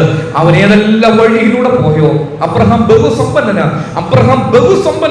സമ്പത്ത് ദൈവത്തെ സ്നേഹിക്കുന്നതിന് ഒരു തടസ്സമല്ല സഹോദരിമാരെ. അബ്രഹാം ബഹുസമ്പന്നനായിരുന്നു. പക്ഷേ അവൻ ബഹുസമ്പന്നനാണെങ്കിലും അവന്റെ യാത്രയിൽ തിരഞ്ഞെടുപ്പ് ദൈവഹിത പ്രകാരമാണ് ചെയ്തത്. ദൈവഹിതപ്രകാരമാണ് അബ്രഹാം തിരഞ്ഞെടുപ്പ് നടത്തുവാൻ ഇടയായി തീർന്നത്. കർത്താവ് ആ നിലയിൽ നമ്മെ സഹായിക്കട്ടെ. ദൈവഹിതപ്രകാരം യോഗ്യമായ ഒരു തിരഞ്ഞെടുപ്പ് നടത്തുവാനായിട്ട് കർത്താവ് സഹായിക്കട്ടെ. ഒരു വാക്യം കൂടെ വായിച്ചെടുത്ത വിഷയത്തിലേക്ക് നമുക്ക് പോകാം. 128-ാം സങ്കീർത്തനം അതിന്റെ 1-ാം വാക്യം വിവാഹത്തോടുള്ള ബന്ധത്തിലൊക്കെ ആശംസയായി വായിച്ചു കേൾപ്പിക്കുന്ന ഒരു സങ്കീർത്തനമാണ്. 128-ാം സങ്കീർത്തനം അതിന്റെ 1-ാം വാക്യം. 2-ാം വാക്യം കൊണ്ട് നിന്റെ കൈകളുടെ അധ്വാന ഫലം നീ തിന്നും. എൻ്റെ സഹോദരിമാരുടെ ഇങ്ങനെ പറയട്ടെ, അതിനു വേണ്ടിയാണ് നമുക്ക് പ്രാർത്ഥിക്കേണ്ടത്. കർത്താവേ, ഈ കൈകൾ കൊണ്ട് അധ്വാനിച്ച് ഉണ്ടാക്കുന്ന അധ്വാന ഫലം അനുഭവിക്കുവാൻ ഇടയായി തീരും. അങ്ങനെ അനുഭവിക്കണമെങ്കിൽ ഒരു യോഗ്യമായ തിരഞ്ഞെടുപ്പ് ഉണ്ടാകും. ഭൗതിക വിഷയത്തിന്റെ മേൽ ഒരു യോഗ്യമായ തിരഞ്ഞെടുപ്പ് നാം ചെയ്യുന്നുവെങ്കിൽ, അബ്രഹാമിനെ പോലെ നാം ചെയ്യുന്നുവെങ്കിൽ, ദൈവം നമുക്ക് നൽകുന്നതൊക്കെ അനുഭവിക്കുവാൻ ഇടയായി തീരും. ഇല്ല എങ്കിൽ അടുത്തൊരു തലമുറ എവിടോട്ട് പോകും എന്നുള്ളത് വളരെ ഗൗരവത്തോടുകൂടെ തന്നെ ആ വിഷയം ചിന്തിപ്പാനായിട്ട് കർത്താവ് നമ്മെ സഹായിക്കട്ടെ. അടുത്ത വിഷയത്തിലേക്ക് നമുക്ക് പോകാം. അബ്രഹാമിന്റെ കുടുംബത്തിന്റെ 3-ാമത്തെ ഒരു പ്രത്യേകതയാണ്. അബ്രഹാമിന്റെ കുടുംബത്തിന്റെ 3-ാമത്തെ പ്രത്യേകത ഉൽപ്പത്തി പുസ്തകം 12-ാം അധ്യായം അതിന്റെ 7-ാം വാക്യം. ഉൽപ്പത്തി പുസ്തകം 12-ാം അധ്യായം അതിന്റെ 7-ാം വാക്യം.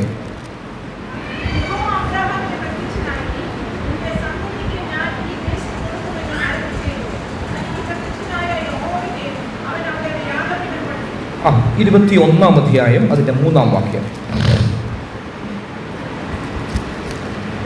21-ാം അധ്യായം അതിന്റെ 3-ാം വാക്യം.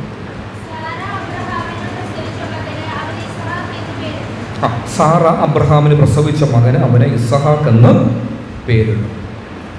ഈ 2 വാക്യങ്ങളിൽ നിന്നുകൊണ്ട് അബ്രഹാമിന്റെ കുടുംബത്തിന്റെ ഒരു 3-ാമത്തെ പ്രത്യേകത, ഒന്ന്, ദൈവശബ്ദം കേട്ട് യാത്ര ആരംഭിച്ച ഒരു കുടുംബമാണ്. 2, ദൈവഹിതപ്രകാരം തിരഞ്ഞെടുപ്പ് നടത്തിയ ഒരു കുടുംബമാണ്. അത് പ്രത്യേകിച്ച് ഭൗതിക വിഷയത്തോടുള്ള ബന്ധത്തിലാണ്. എന്നാൽ നാം തിരഞ്ഞെടുപ്പ് പാപത്തിന്റെ വിഷയത്തോടുള്ള ബന്ധത്തിൽ ചിന്തിച്ചു. വിശദമായി നാം അത് ചിന്തിച്ചില്ല. പക്ഷേ അത് ഗൗരവത്തോടുകൂടെ തന്നെ ചിന്തിക്കേണ്ട ഒരു വിഷയമാണ്.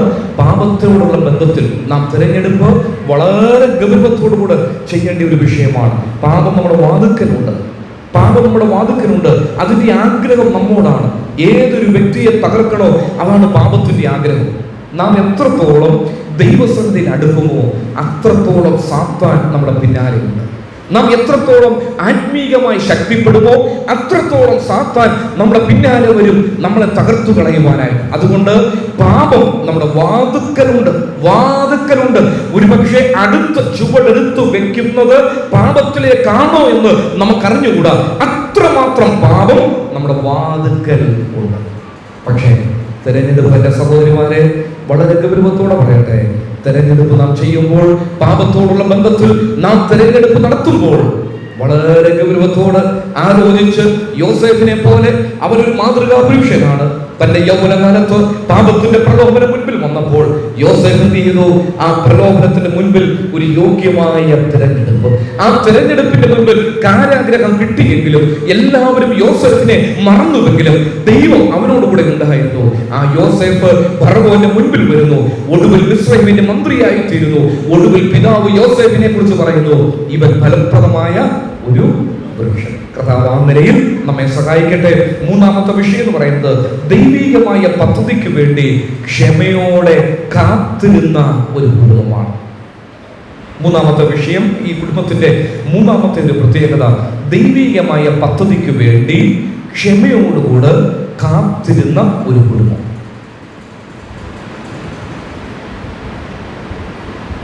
ദൈവികമായ പദ്ധതിക്ക് വേണ്ടി ക്ഷമയോടുകൂടെ കാത്തിരുന്ന ഒരു കുടുംബം. നാം 2 വാക്യങ്ങളാണ് വായിച്ചത്. 12-ാം അധ്യായം അതിൻ്റെ 7-ാം വാക്യം. അവിടെ യഹോവ അബ്രഹാമിന് പ്രത്യക്ഷനാവുകയാണ്. നിന്റെ സന്തതിക്ക് ഞാൻ ഈ ദേശം കൊടുക്കും എന്ന് അരുളിച്ചെയ്തു. ഏകദേശം എത്ര വയസ്സുണ്ട് അബ്രഹാമിന്? എത്ര വയസ്സുണ്ട്? 75 വയസ്സ്. 75 വയസ്സ് പ്രായമുള്ളപ്പോഴാണ് ഈ ശബ്ദം അബ്രഹാമിന് ഉണ്ടാകുന്നത്. നിന്റെ സന്തതിക്ക് ഞാൻ ഈ ദേശം കൊടുക്കും. 21-ാം അധ്യായം 3-ാം വാക്യം. അബ്രഹാമിന് സാറ ഒരു മകനെ പ്രസവിക്കുമ്പോൾ അബ്രഹാമിന് എത്ര വയസ്സുണ്ട്? 100 വയസ്സ്. ഏകദേശം 25 വർഷം ക്ഷമയോടുകൂടെ ദൈവത്തിൻ്റെ പദ്ധതിക്ക് വേണ്ടി കാത്തിരുന്ന ഒരു കുടുംബമാണ് അബ്രഹാമിനുള്ളത്. ക്ഷമയോടുകൂടെ അബ്രഹാം കാത്തിരുന്നു എന്നുള്ളതിന് തെളിവുകൾ ധാരാളം ഉണ്ടെങ്കിലും അതിൻ്റെ ഇടയിൽ ഒരു പരാജയം സംഭവിച്ചു. അബ്രഹാം 75 വയസ്സ് പ്രായമുള്ളപ്പോഴാണ് ദൈവത്തിൻ്റെ ശബ്ദം, നിന്റെ സന്തതിക്ക് ഞാൻ ഈ ദേശം കൊടുക്കും. 75 വയസ്സോളം അബ്രഹാമിന് പ്രായമുണ്ട്. 25 വർഷം കഴിഞ്ഞാണ് ആ പദ്ധതിയുടെ അല്ലെങ്കിൽ അതിൻ്റെ പൂർത്തീകരണം. അബ്രഹാമിൻ്റെ ഭാര്യ സാറ ഒരു മകനെ പ്രസവിക്കുന്നത്. ഇതിനിടയിൽ ക്ഷമയോടുകൂടെ കാത്തിരുന്ന കുടുംബമാണ്. ദൈവത്തിൻ്റെ സമയത്തിന് വേണ്ടി കാത്തിരുന്ന ഒരു കുടുംബമാണ്. എന്നാൽ ദൈവത്തോട് ആലോചന ചോദിക്കാതെ അബ്രഹാം ചെയ്ത ഒരു വിഷയമുണ്ട്. ഏതാ? ഹാഗാറിൽ നിന്ന് ഒരു മകൻ. അബ്രഹാം ദൈവത്തോട് ആലോചന ചോദിച്ചാണ് തൻ്റെ ജീവിതയാത്രയിൽ സകല കാര്യങ്ങളും ചെയ്യുന്നത്. എന്നാൽ ദൈവത്തോട് ആലോചന ചോദിക്കാതെ നാം ആ വിഷയം തിരുവെഴുത്തിൽ കാണുന്നുണ്ട്. സാറയുടെ നിർബന്ധപ്രകാരമാണ് ഹാഗാറിൽ നിന്ന് നീ എനിക്കൊരു മകനെ തരിക എന്ന് പറഞ്ഞു. അബ്രഹാം ദൈവത്തിൻ്റെ ശബ്ദം കേൾക്കുവാനോ ദൈവത്തോട് ആലോചന ചോദിക്കുവാനോ ഇടയാകാതെ ഭാര്യ സാറയുടെ വാക്ക് കേട്ട് ഈ ഹാഗാറിൽ നിന്ന് ഒരു മകനെ നൽകി. ആ മകനാണ് ഇസ്മായേൽ. സഹോദരിമാരുടെ വിഷയം ഇങ്ങനെ പറയട്ടെ, ദൈവത്തിൻ്റെ സമയത്തിന് വേണ്ടി നാം ക്ഷമയോടുകൂടെ കാത്തിരിക്കണം. ഒരുപക്ഷെ മാനുഷികമായ ബുദ്ധിയിൽ ചില കാര്യങ്ങൾ വന്ന് ആ കാര്യങ്ങൾ സാധ്യമാകേണ്ടതിനു വേണ്ടി നാം ചില കാര്യങ്ങൾ ചെയ്താൽ അത് ഗുണത്തേക്കാൾ അധികം ദോഷം ഉണ്ടാകും. അതുകൊണ്ടാണ് സദൃശവാക്യം 19-ാം അധ്യായത്തിൽ ഒരു വാക്യമുണ്ട്. അത് പലപ്പോഴും വായിക്കുന്ന ഒരു വാക്യമാണ്. സദൃശവാക്യം 19-ാം അധ്യായം അതിൻ്റെ 2-ാം വാക്യമാണ്.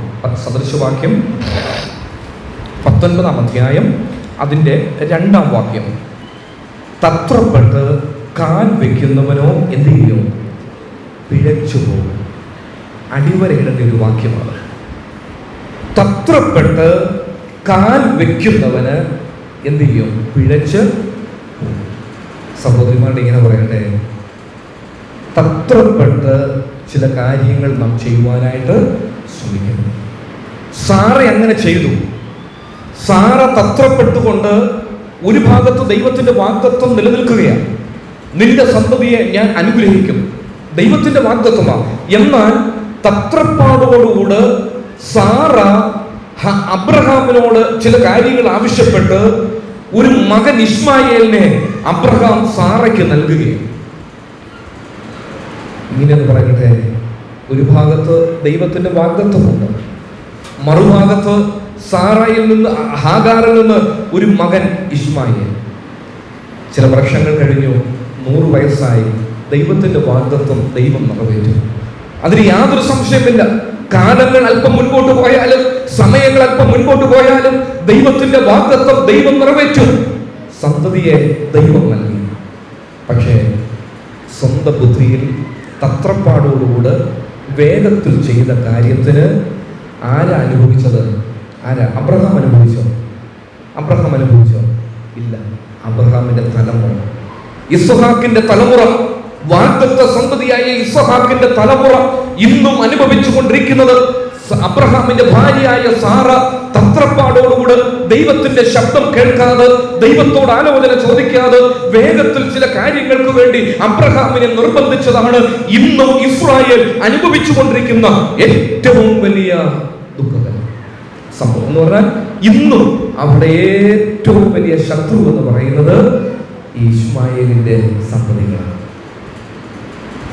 ഇതെവിടുന്നാ ഉണ്ടായത്? സാറയുടെ നിർബന്ധം. നമ്മളിങ്ങനെ പറയാറുണ്ട്, അതൊക്കെ ദൈവത്തിന്റെ പദ്ധതിയാണെന്ന് പറയും. പക്ഷേ ഒരു ഭാഗത്ത് ദൈവത്തിന്റെ പദ്ധതി എന്ന് നാം പറയുമ്പോൾ തന്നെ ദൈവവചനത്തിൽ അത് എഴുതി വെച്ചിട്ടുണ്ട്.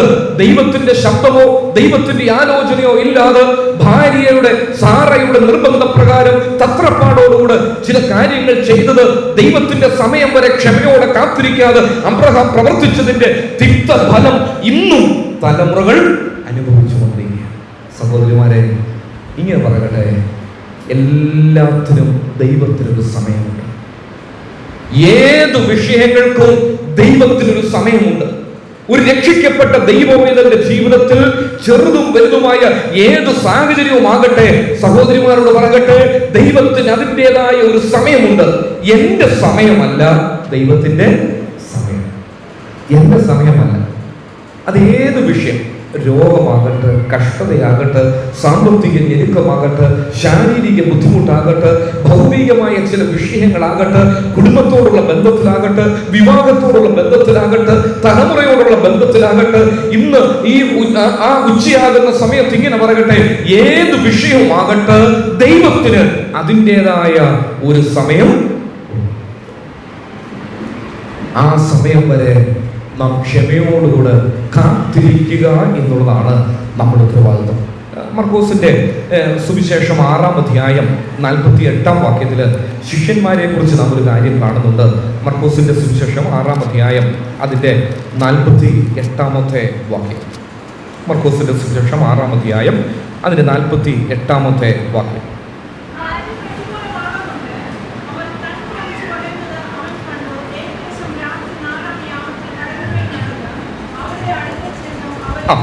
കാറ്റ് പ്രതികൂലമാകൊണ്ട് അവർ തണ്ടു വലിച്ചു വലയുന്നത് എന്ത് ചെയ്തു? അവൻ കണ്ടു. അവനത് കണ്ടു. പക്ഷേ കർത്താവ് ഇറങ്ങി വരുന്നത് ഏകദേശം രാത്രി 4-ാം യാമത്തിലാണ്. കർത്താവ് കണ്ടു. ആ കണ്ടപ്പോൾ തന്നെ കർത്താവിന് കാറ്റിനെയും കടലിനെയും ശാസിക്കാം. കാറ്റിനെ അമർത്ത് എന്ന് പറഞ്ഞാൽ കാറ്റിനോട് അടങ്ങുക എന്ന് കർത്താവിന് പറയുവാൻ കഴിയും. പക്ഷേ കർത്താവ് 4-ാം യാമത്തിൽ ആണ് അവരുടെ അടുക്കൽ ചെന്നത്. സഹോദരിമാരുടെ ഇങ്ങനെ പറയട്ടെ, എല്ലാത്തിനും കർത്താവിന് ഒരു സമയമുണ്ട്. നമ്മുടെ കർത്താവ് മുറിക്കുന്നവനാണ്, അത് യാതൊരു സംശയമില്ല. മുറിക്കുന്നവനാണ്, പക്ഷേ അവൻ മുറിവ് കെട്ടുന്നവനാണ്. കർത്താവ് പരീക്ഷ അനുവദിക്കുന്നവനാണ്, പക്ഷേ നാം കൊരിന്ത്യർ ലേഖനം 13-ാം അധ്യായത്തിൽ വായിക്കുന്നുണ്ട് എന്താ? നീക്കുപോക്ക് തരുന്നത്. അത് എന്റെ സമയമല്ല, കർത്താവിന്റെ സമയം. എന്റെ സമയം എന്ന് പറഞ്ഞാൽ ഇന്ന് കർത്താവ് എന്നെ മുറിച്ചുവെങ്കിൽ നാളെ ആ മുറിവ് കെട്ടണം എന്നുള്ളതാണ് എന്റെ സമയം. നാളെ അതിനൊരു നീക്കുപോക്ക് വേണം എന്നുള്ളതാണ് എന്റെ സമയം. പക്ഷേ കർത്താവിന്റെ സമയം ഒരു പക്ഷേ ചില വർഷങ്ങൾ കഴിയുമ്പോഴായിരിക്കും. നമുക്കതറിഞ്ഞുകൂടാ. ചില കുടുംബങ്ങളിലൊക്കെ നാം ചെല്ലുമ്പോൾ വളരെ കഷ്ടതയിലൂടെയും വേദനയിലൂടെയൊക്കെ കടന്നു പോകുന്ന കുടുംബങ്ങളിൽ നാം ചെല്ലുമ്പോൾ അവർ പറയുന്ന ഒരു കാര്യമുണ്ട്, ബ്രദറെ, ഇത് കർത്താവ് അനുവദിച്ചതാണ്. കർത്താവിനൊരു സമയമുണ്ടല്ലോ, കർത്താവിന് എല്ലാറ്റിനും ഒരു സമയമുണ്ടല്ലോ. ഈ അബ്രഹാമിനോട് തന്നെ ഒന്ന് ചോദിക്കാം. അബ്രഹാം വാഗ്ദത്ത സന്തതിക്ക് വേണ്ടി 25 വർഷം ക്ഷമയോടുകൂടെ കാത്തിരിക്കുക. 1/4 നൂറ്റാണ്ട് അബ്രഹാം കാത്തിരിക്കുന്നുണ്ട്. ഇനി അബ്രഹാമിന് വാഗ്ദത്ത സന്തതിയെ ലഭിച്ചു, ഇസ്ഹാക്ക്. ആ ഇസ്ഹാക്കിനെയുമായി മോറിയ മലയിൽ യാഗമർപ്പിക്കുവാൻ വേണ്ടി ദൈവത്തിന്റെ ശബ്ദം അബ്രഹാമിന് ഉണ്ടാകുകയാണ്. ഉൽപ്പത്തി പുസ്തകം 22-ാം അധ്യായം 1 മുതൽ താഴെയുള്ള വാക്യങ്ങളിലാണ്. 25 വർഷം ക്ഷമയോടുകൂടെ കാത്തിരുന്ന് അബ്രഹാമിന്റെ നിർജീവത്വം അബ്രഹാം തിരിച്ചറിഞ്ഞുവെങ്കിലും വിശ്വാസത്തിൽ ക്ഷീണിച്ചു പോകാതെ, വിശ്വാസത്തിൽ മടുത്തു പോകാതെ ദൈവം ആ തരുമെന്ന് പറഞ്ഞ വാഗ്ദത്ത സന്തതിക്ക് വേണ്ടി അബ്രഹാം കാത്തിരുന്നു. ആ കാത്തിരുന്ന് ലഭിച്ച വാഗ്ദത്ത സന്തതിയെ മോറിയ മലയിൽ കൊണ്ടുപോയി എന്ത് ചെയ്യുക? യാഗം അർപ്പിക്കുക. അബ്രഹാം ഇത് സാറയോട് പറഞ്ഞിട്ടുണ്ടോ എന്നുള്ളത് നമുക്കറിഞ്ഞുകൂടാ. 22-ാം അധ്യായം 1-2 വാക്യങ്ങൾ ഒന്ന് വായിച്ച്. 22-ാം അധ്യായം 1-2 വാക്യങ്ങൾ.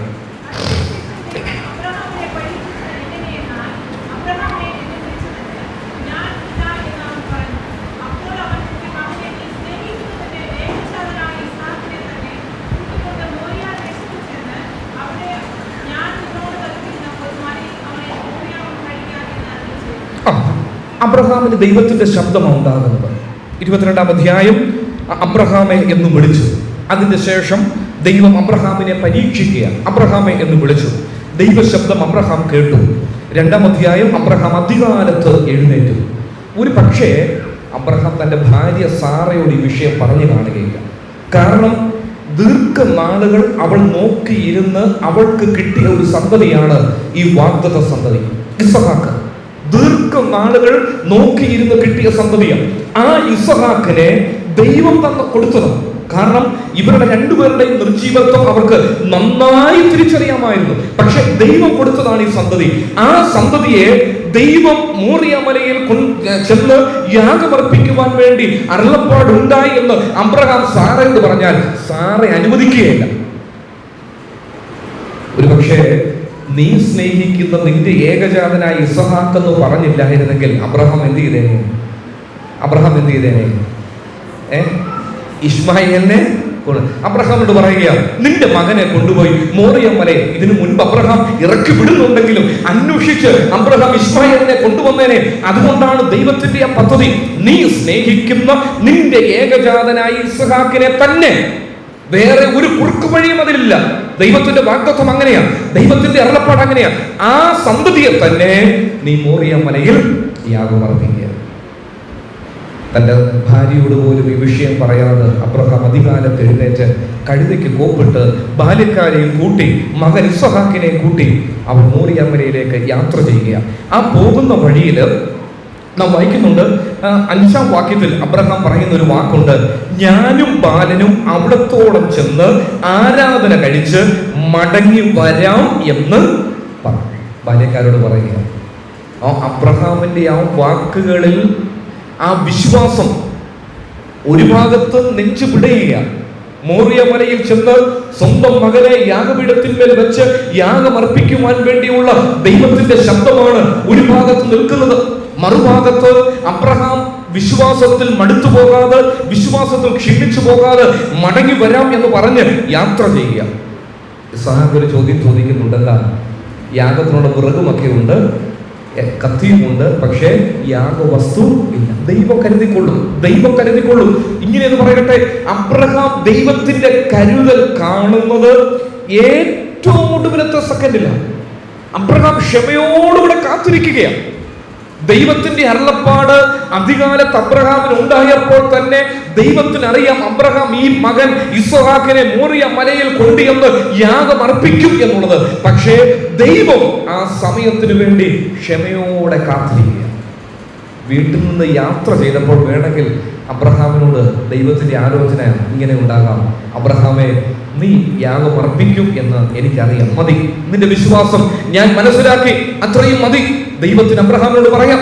ഇനി ബാല്യക്കാരെ നിർത്തി വീണ്ടും മോറിയ മലയിലേക്ക് കയറുമ്പോൾ വേണമെങ്കിൽ അബ്രഹാമിനോട് ദൈവത്തിന് പറയാം: മതി അബ്രഹാമേ, നീ മകൻ ഇസ്ഹാക്കിനെ മോറിയ മലയിൽ യാഗം അർപ്പിക്കും എന്നുള്ളത് എനിക്കറിയാം, നീ തിരികെ നിന്റെ ഭവനത്തിൽ പോയിക്കൊള്ളുവോ.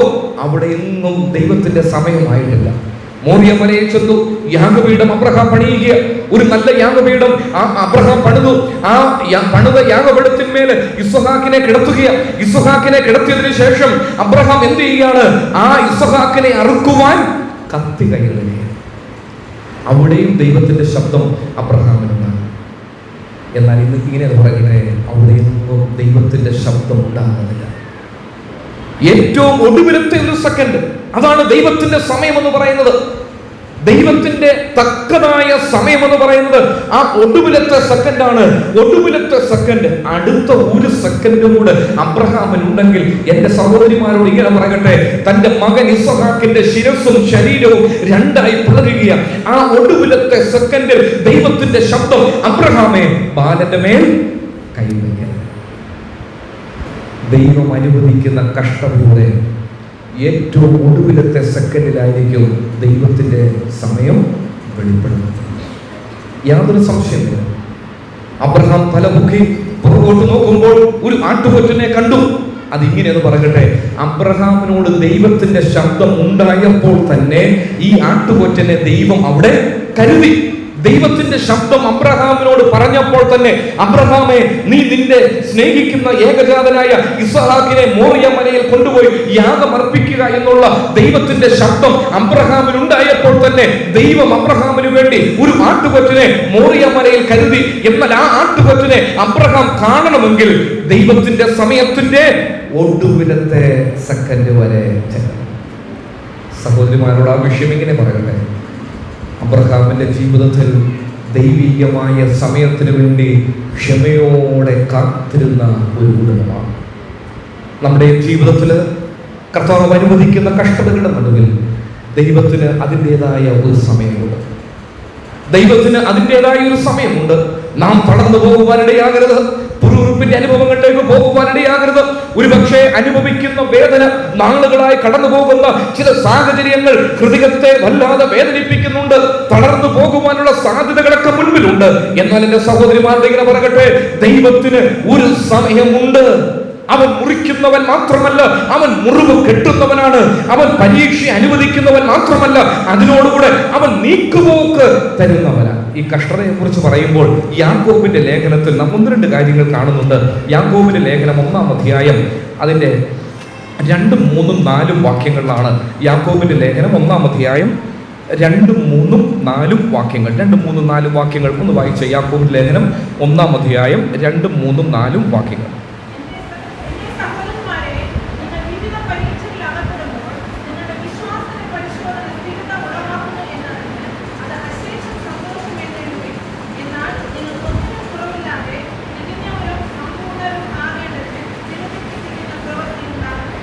ഈ വാക്യങ്ങളില്, ഈ 3 വാക്യങ്ങളില് യാക്കോബ് പറയുക, എന്റെ സഹോദരന്മാരെ, വിവിധ പരീക്ഷകൾ എല്ലാവർക്കും ഉണ്ട്. യാതൊരു സംശയമില്ല, വിവിധ പരീക്ഷകൾ എല്ലാവർക്കും ഉണ്ട്. എന്തിനു വേണ്ടിയാണ്? അത് ദൈവത്തിന്റെ സമയത്തിന് വേണ്ടി നമ്മെ ക്ഷമയോടുകൂടെ കാത്തിരിക്കുവാൻ വേണ്ടിയാണ്. ഈ വിവിധ പരീക്ഷകളുണ്ട്. ആ വിവിധ പരീക്ഷകൾ നാം അകപ്പെടുമ്പോൾ ഓർത്തിരിക്കേണ്ടത്, നിങ്ങളുടെ വിശ്വാസത്തിന്റെ പരിശോധന അത് സ്ഥിരത ഉളവാക്കുന്നു. അത് അശേഷം സന്തോഷമെന്നുള്ളവയിൽ ഒന്നിലും കുറവില്ലാതെ തികഞ്ഞവരും സമ്പൂർണരുമാകേണ്ടതിന് സ്ഥിരതയ്ക്ക് തികഞ്ഞ പ്രവൃത്തി ഉണ്ടാകട്ടെ. കർത്താവ് അനുവദിക്കുന്ന കഷ്ടതയിലൂടെ ഒരു ദൈവ പൈതൽ കടന്നു പോകുമ്പോൾ ഓർത്തിരിക്കേണ്ട വിഷയം ഇതാണ്: എന്റെ കർത്താവിന് എന്തോ ഒരു ഉദ്ദേശമുണ്ട്. എന്റെ കർത്താവിന് എന്തോ ഒരു ഉദ്ദേശമുണ്ട്. ഇയ്യോബിന്റെ കഷ്ടത, ദൈവത്തിന്റെ സമയം വരെ ഇയ്യോബ് ക്ഷമയോടുകൂടെ കാത്തിരിക്കുക. ഇയ്യോബ് ആ ക്ഷമയോടുകൂടെ കാത്തിരിക്കുക. ഒടുവിൽ ഇയ്യോബ് പറയുന്ന ഒരു വാചകമുണ്ട്. ഇയ്യോബിന്റെ പുസ്തകം 42-ാം അധ്യായം അതിന്റെ 5-ാം വാക്യത്തിലാണ്, നിന്നെ കുറിച്ചൊരു കേൾവി മാത്രമേ കേട്ടിരുന്നുള്ളൂ, ഇപ്പോഴോ എന്റെ കണ്ണാൽ ഞാൻ നിന്നെ കാണും. ഇയ്യോബിനോട് ചോദിക്കാം, എത്ര വർഷം ദൈവത്തിന്റെ ആ സമയത്തിന് വേണ്ടി. 5-ാം വാക്യം, നിന്നെ കുറിച്ച് എനിക്കൊരു കേൾവി മാത്രമേ കേട്ടിരുന്നുള്ളൂ, എന്നാൽ ഇപ്പോഴോ എന്റെ കണ്ണാൽ നിന്നെ കാണും. ഇയ്യോബിന്റെ കഷ്ടത എന്തിനു വേണ്ടിയായിരുന്നു? ഇയ്യോബിന്റെ കണ്ണുകൊണ്ട് ദൈവത്തെ കാണുവാനായിട്ടായിരുന്നു. സഹോദരിമാരെ, ദൈവം അനുവദിക്കുന്ന ചില സാഹചര്യങ്ങൾ ഒരുപക്ഷെ അതിനോടുള്ള ബന്ധത്തിൽ പല ചോദ്യങ്ങൾ നമ്മുടെ ഹൃദയത്തിൽ വന്നു എന്ന് വരും. എന്നാൽ നമ്മുടെ കണ്ണുകൊണ്ട് ഈ കർത്താവിനെ കാണുവാൻ ഇടയായിത്തീരുന്നു. കഷ്ടതയുടെ നടുവിലാണ് ഒരു ദൈവ പൈതൽ കർത്താവിനെ അനുഭവിച്ചറിയുന്നത്. ചില ദിവസങ്ങൾക്ക് മുൻപ് ക്യാൻസർ വന്ന് വളരെ അത്യാവശ്യ നിലയിൽ കിടക്കുന്ന ഒരു സഹോദരൻ, 43 വയസ്സുണ്ട്. കാണുവാനായിട്ട് ചെന്നപ്പോൾ ഞങ്ങൾ ചെന്ന് അല്പസമയം കഴിഞ്ഞപ്പോൾ ആ സഹോദരി പറഞ്ഞു, വളരെ നിങ്ങൾ വരുന്നതിന് മുൻപ് ഞാൻ എൻ്റെ കർത്താവിനെ എൻ്റെ കണ്ണുകൊണ്ട് കണ്ടുകൊണ്ടേ ഇരിക്കുമായിരുന്നു. കർത്താവിനോട് ഞാൻ സംസാരിച്ചുകൊണ്ടേ ഇരിക്കുമായിരുന്നു. ആ സഹോദരിയുടെ മുഖത്ത് വെളിപ്പെടുന്ന ആ ശോഭ, ദൈവശോഭ എന്ന് പറയുന്നത്, അതിന്റെ കാരണം ആ കഷ്ടതയുടെ നടുവിൽ ഇത് ദൈവം അനുവദിച്ചതാണെന്നും ദൈവത്തിനൊരു സമയമുണ്ടെന്നുള്ളതും പൂർണ്ണ ബോധ്യത്തോടുകൂടെ അനുഭവിക്കുന്നത് കൊണ്ടാണ് അതുണ്ടാകുന്നത്. കർത്താവ് തരുന്ന ഏത് കഷ്ടതയുടെയും പിന്നിൽ ദൈവത്തിന് വ്യക്തമായ ഒരു ഉദ്ദേശമുണ്ട്. യാക്കോബിന്റെ ലേഖനം 1-ാം അധ്യായം 5 മുതൽ 8 വരെയുള്ള വാക്യങ്ങൾ ആ വിഷയമാണ്. പക്ഷേ നമ്മുടെ സമയത്തിന്റെ പരിമിതി കൊണ്ട് ആ വിഷയത്തിലേക്ക് പ്രവേശിക്കുന്നില്ല. 5 മുതൽ 8 വരെയുള്ള വാക്യങ്ങളിലാണ് എന്താ യാക്കോബ് പറയുന്നത്? നിങ്ങൾ ഒരുത്തിന് ജ്ഞാനം കുറവാകുന്നുവെങ്കിൽ ഭത്സിക്കാതെ എല്ലാവർക്കും ഔദാര്യമായി കൊടുക്കുന്നവനായ ദൈവത്തോട് യാചിക്കട്ടെ. അതായത് ദൈവം മുറിക്കുന്നവനാ, ദൈവം പരീക്ഷ അനുവദിക്കുന്നവനാ. അതിന് ദൈവത്തിനൊരു സമയമുണ്ട്, ദൈവത്തിന് തക്കതായ ഒരു സമയമുണ്ട്. അബ്രഹാമിന്റെ ജീവിതത്തിൽ ദൈവത്തിന് തക്കതായ ഒരു സമയമുള്ളതുപോലെ നമ്മുടെ ജീവിതത്തിൽ ദൈവത്തിന് തക്കതായ ഒരു സമയമുണ്ട്. എന്നാൽ ആ സമയത്തിനുള്ളിൽ നാം തിരിച്ചറിയേണ്ട ഒരു വിഷയം ഇവിടെ യാക്കോബ് പറയുന്നുണ്ട്. ഒരുത്തിന് ജ്ഞാനം കുറവാകുന്നുവെങ്കിൽ, ഈ ജ്ഞാനം എന്ന് പറയുന്നത് ഏത് ജ്ഞാനമാണെന്നറിയാമോ? ദൈവം അനുവദിച്ച കഷ്ടതയുടെ നടുവിൽ ദൈവിക ഉദ്ദേശം എന്തെന്ന് തിരിച്ചറിയുന്ന ജ്ഞാനം. അതിനെക്കുറിച്ചാണ് യാക്കോബ് പറയുന്നത്. ഇത് മറ്റു ജ്ഞാനമല്ല. ഈ 5 മുതൽ 8 വരെയുള്ള വാക്യങ്ങളിൽ യാക്കോബ് പറയുന്ന ജ്ഞാനം എന്ന് പറയുന്നത് ദൈവം അനുവദിച്ച കഷ്ടത, ദൈവം അനുവദിച്ച പരിശോധന. ആ പരിശോധനയുടെ പിന്നിൽ ദൈവത്തിനൊരു ഉദ്ദേശമുണ്ട്. ദൈവത്തിന് ഉദ്ദേശമില്ലാതെ, സഹോദരിമാരോട് പറയട്ടെ, ഒന്നും ദൈവം അനുവദിക്കുകയില്ല. ദൈവത്തിന് ഉദ്ദേശമില്ലാതെ ദൈവം ഒന്നും അനുവദിക്കുകയില്ല. ഒന്നുകിൽ എന്റെ പാപത്തിന്റെ തിക്ത ഫലമായി, ഇല്ലെങ്കിൽ ദൈവം അനുവദിക്കുന്നു, ഇല്ലെങ്കിൽ ദൈവത്തിന്റെ പ്രവൃത്തി വെളിപ്പെടുവാൻ വേണ്ടി, ഇല്ലെങ്കിൽ ദൈവനാമ മഹത്വത്തിന് വേണ്ടി, എന്തുമായിക്കൊള്ളട്ടെ, ദൈവം അനുവദിക്കുന്ന ഏത് സാഹചര്യങ്ങളുടെയും പിന്നിൽ ദൈവത്തിന് വ്യക്തമായ ഒരു ഉദ്ദേശമുണ്ട്. യാതൊരു സംശയമില്ല. ദൈവം അനുവദിക്കാതെ നമുക്കൊന്നും ഉണ്ടാകില്ല. ദൈവം അനുവദിക്കും. ഇയ്യോബിന്റെ കഷ്ടത ദൈവം അനുവദിച്ചതാണ്. ദൈവം അനുവദിച്ചാണ് ഇയ്യോബിനെ സാത്താന്റെ കയ്യിൽ ഏൽപ്പിച്ചു കൊടുക്കുന്നത്. ലാസറിന്റെ മരണം ദൈവത്തിന്റെ പ്രവൃത്തി വെളിപ്പെടുവാൻ വേണ്ടിയാ. ലാസറിന്റെ മരണം ദൈവത്തിന്റെ പ്രവൃത്തി വെളിപ്പെടുവാൻ വേണ്ടിയാ. പിറവിയിലെ കുരുടനായ ഒരു മനുഷ്യനെ കുറിച്ച് നാം വായിക്കുന്നു. അവന്റെ അപ്പനോ അമ്മയോ പാപം ചെയ്തതല്ല, അവനിൽ എന്തുണ്ടാകാനാ? ദൈവത്തിന്റെ പ്രവൃത്തി വെളിപ്പെടാനാ. അവനിൽ ദൈവത്തിന്റെ പ്രവൃത്തി വെളിപ്പെടാനാ. ഒന്ന് ഓർത്തു നോക്കിയ ആ അപ്പന്റെ അമ്മയുടെ വേദന. അടുത്തുള്ള മാതാപിതാക്കൾക്കൊക്കെ ആരോഗ്യമുള്ള, നല്ല സംസാര ശേഷിയുള്ള കുഞ്ഞുങ്ങൾ, കണ്ണിന് കാഴ്ചയുള്ള കുഞ്ഞുങ്ങൾ, ആരോഗ്യമുള്ള കുഞ്ഞുങ്ങൾ, അവർ ഓടിക്കളിച്ച് നടക്കുമ്പോൾ ഇവിടെ ഒരു അപ്പനും അമ്മയ്ക്കും ആ കാഴ്ച നഷ്ടപ്പെട്ടു പോയ ഒരു കുഞ്ഞിനെയാണ് ദൈവം നൽകിയത്. പക്ഷെ അവിടെ എഴുതി വെച്ചിരിക്കുക, അത് ദൈവം അനുവദിച്ചതാ. എന്തിനു വേണ്ടി? ദൈവത്തിന്റെ പ്രവൃത്തി വെളിപ്പെടുവാൻ. അതിനൊരു സമയമുണ്ട്. എത്ര വർഷങ്ങൾ ആ കുരുടന്റെ പിറവിയിലെ കുരുടന്റെ പ്രായത്തെ കുറിച്ച് അവിടെ വായിക്കുന്നില്ല. അവൻ എത്രയോ വളർന്നു വലുതായി. എത്രയോ വർഷങ്ങൾ ദൈവത്തിന്റെ പ്രവൃത്തി വെളിപ്പെടുവാൻ വേണ്ടി ആ കുടുംബം കണ്ണുനീരോടുകൂടെ മുൻപോട്ട് പോവുകയാണ്. ദൈവം ചില കാര്യങ്ങൾ അനുവദിക്കുന്നത്, ഒരു വിഷയം പറയട്ടെ, അത് ദൈവത്തിന്റെ പ്രവൃത്തിക്ക് വേണ്ടിയാണ്. ഫാനി ക്രോസ്ബിയെ കുറിച്ച് നമുക്ക് എല്ലാവർക്കും അറിയാം. 5 വയസ്സ് പ്രായമുള്ളപ്പോൾ ഒരു ഡോക്ടറിന്റെ അശ്രദ്ധ നിമിത്തം കണ്ണുകളുടെ കാഴ്ച നഷ്ടപ്പെട്ടു എന്നാണ് പറയുന്നത്. 5 വയസ്സ് പ്രായമുള്ളപ്പോൾ. പക്ഷേ ആ കാഴ്ച നഷ്ടപ്പെട്ടതാണ് അവളെ ലോകം അറിയുന്ന, ക്രൈസ്തവർ പാടി ആ ദൈവത്തെ മഹത്വപ്പെടുത്തുന്ന 6000-ലധികം ഗാനങ്ങൾ എഴുതുവാൻ ഇടയായത്.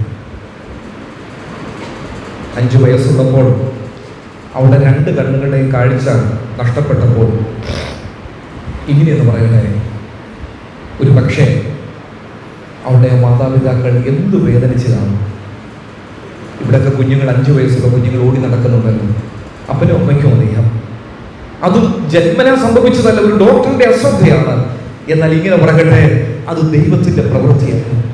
ആ ഡോക്ടറിന് സംഭവിച്ച അശ്രദ്ധ എന്ന് പറയുന്നത് അത് ദൈവത്തിന്റെ പ്രവൃത്തിയാണ്. അവളുടെ കല്ലറയിൽ ഇങ്ങനെ എഴുതി വെച്ചിട്ടുണ്ടെന്നാണ് കേൾക്കുന്നത്, അവൾ തന്നാലാവത് ചെയ്തു. അവൾ തന്നാൽ ആവത് ചെയ്തുവെന്ന് അവളുടെ കല്ലറയിൽ എഴുതി വെച്ചിട്ടുണ്ടെന്നാണ് പറയുന്നത്. ദൈവത്തിന്റെ പ്രവൃത്തി വെളിപ്പെടുവാൻ വേണ്ടിയാണ് അവളിൽ അങ്ങനെ സംഭവിച്ചത്. ഒരു പക്ഷേ അറിഞ്ഞുകൂടാ, അവൾ മരിക്കുന്നതിന് മുൻപ് ആരെങ്കിലും ഇങ്ങനെ ഒന്ന് ചോദിച്ചിരുന്നെങ്കിൽ, ഫാനി ക്രോസ്ബി, ഇതിൻ്റെ 2 കണ്ണുകളുടെ കാഴ്ച നഷ്ടപ്പെട്ടല്ലോ, ആ ഡോക്ടർമാരെ കുറിച്ച് നിനക്ക് എന്താ പറയാനുള്ളത്? ഒരു പക്ഷേ അവൾ പറഞ്ഞേനെ, അത് ഡോക്ടർമാരുടെ പരാജയമല്ല, എൻ്റെ ദൈവമാണ് അവരിൽ പ്രവർത്തിച്ചത്. എന്റെ 2 കണ്ണുകൾക്ക് കാഴ്ച ഉണ്ടായിരുന്നുവെങ്കിൽ ലോകം അറിയുന്ന ഒരു സ്ത്രീയായി ഞാൻ ഒരുപക്ഷെ മാറിയേനെ, ലോകം അംഗീകരിക്കുന്ന ഒരു സ്ത്രീയായി ഒരുപക്ഷെ ഞാൻ മാറിയേനെ. എന്നാൽ എന്റെ 2 കണ്ണുകളുടെ കാഴ്ച നഷ്ടപ്പെട്ടപ്പോൾ ക്രൈസ്തവ ലോകം പാടി ദൈവത്തെ മഹത്വപ്പെടുത്തുന്ന 6000-ലധികം ഗാനങ്ങൾ ആ സഹോദരിയിലൂടെ എഴുതുവാൻ ഇടയായിട്ടുണ്ട്. എല്ലാത്തിനും ദൈവത്തിനൊരു സമയമുണ്ട്. അതുകൊണ്ടാണ് നാം ദൈവവചനത്തിൽ വായിക്കുന്നത്, പ്രവാചകൻ പറയുന്ന ഒരു വാക്കുണ്ടല്ലോ. എന്താ പ്രവാചകൻ, സഫന്യാ പ്രവാചകൻ എന്താ പറയുന്നത്? എന്തും എന്റെ ജീവിതത്തിൽ സംഭവിച്ചാൽ ഞാൻ ദൈവത്തിൽ സന്തോഷിക്കും. സഫന്യാവിന്റെ പുസ്തകത്തിലുള്ള ഒരു വാക്യമാണ്. ആ വാക്യം ഒന്ന് വായിച്ച് നമുക്ക് മുൻപോട്ട് പോകാം. സഫന്യാവിന്റെ പുസ്തകം 3-ാം അധ്യായം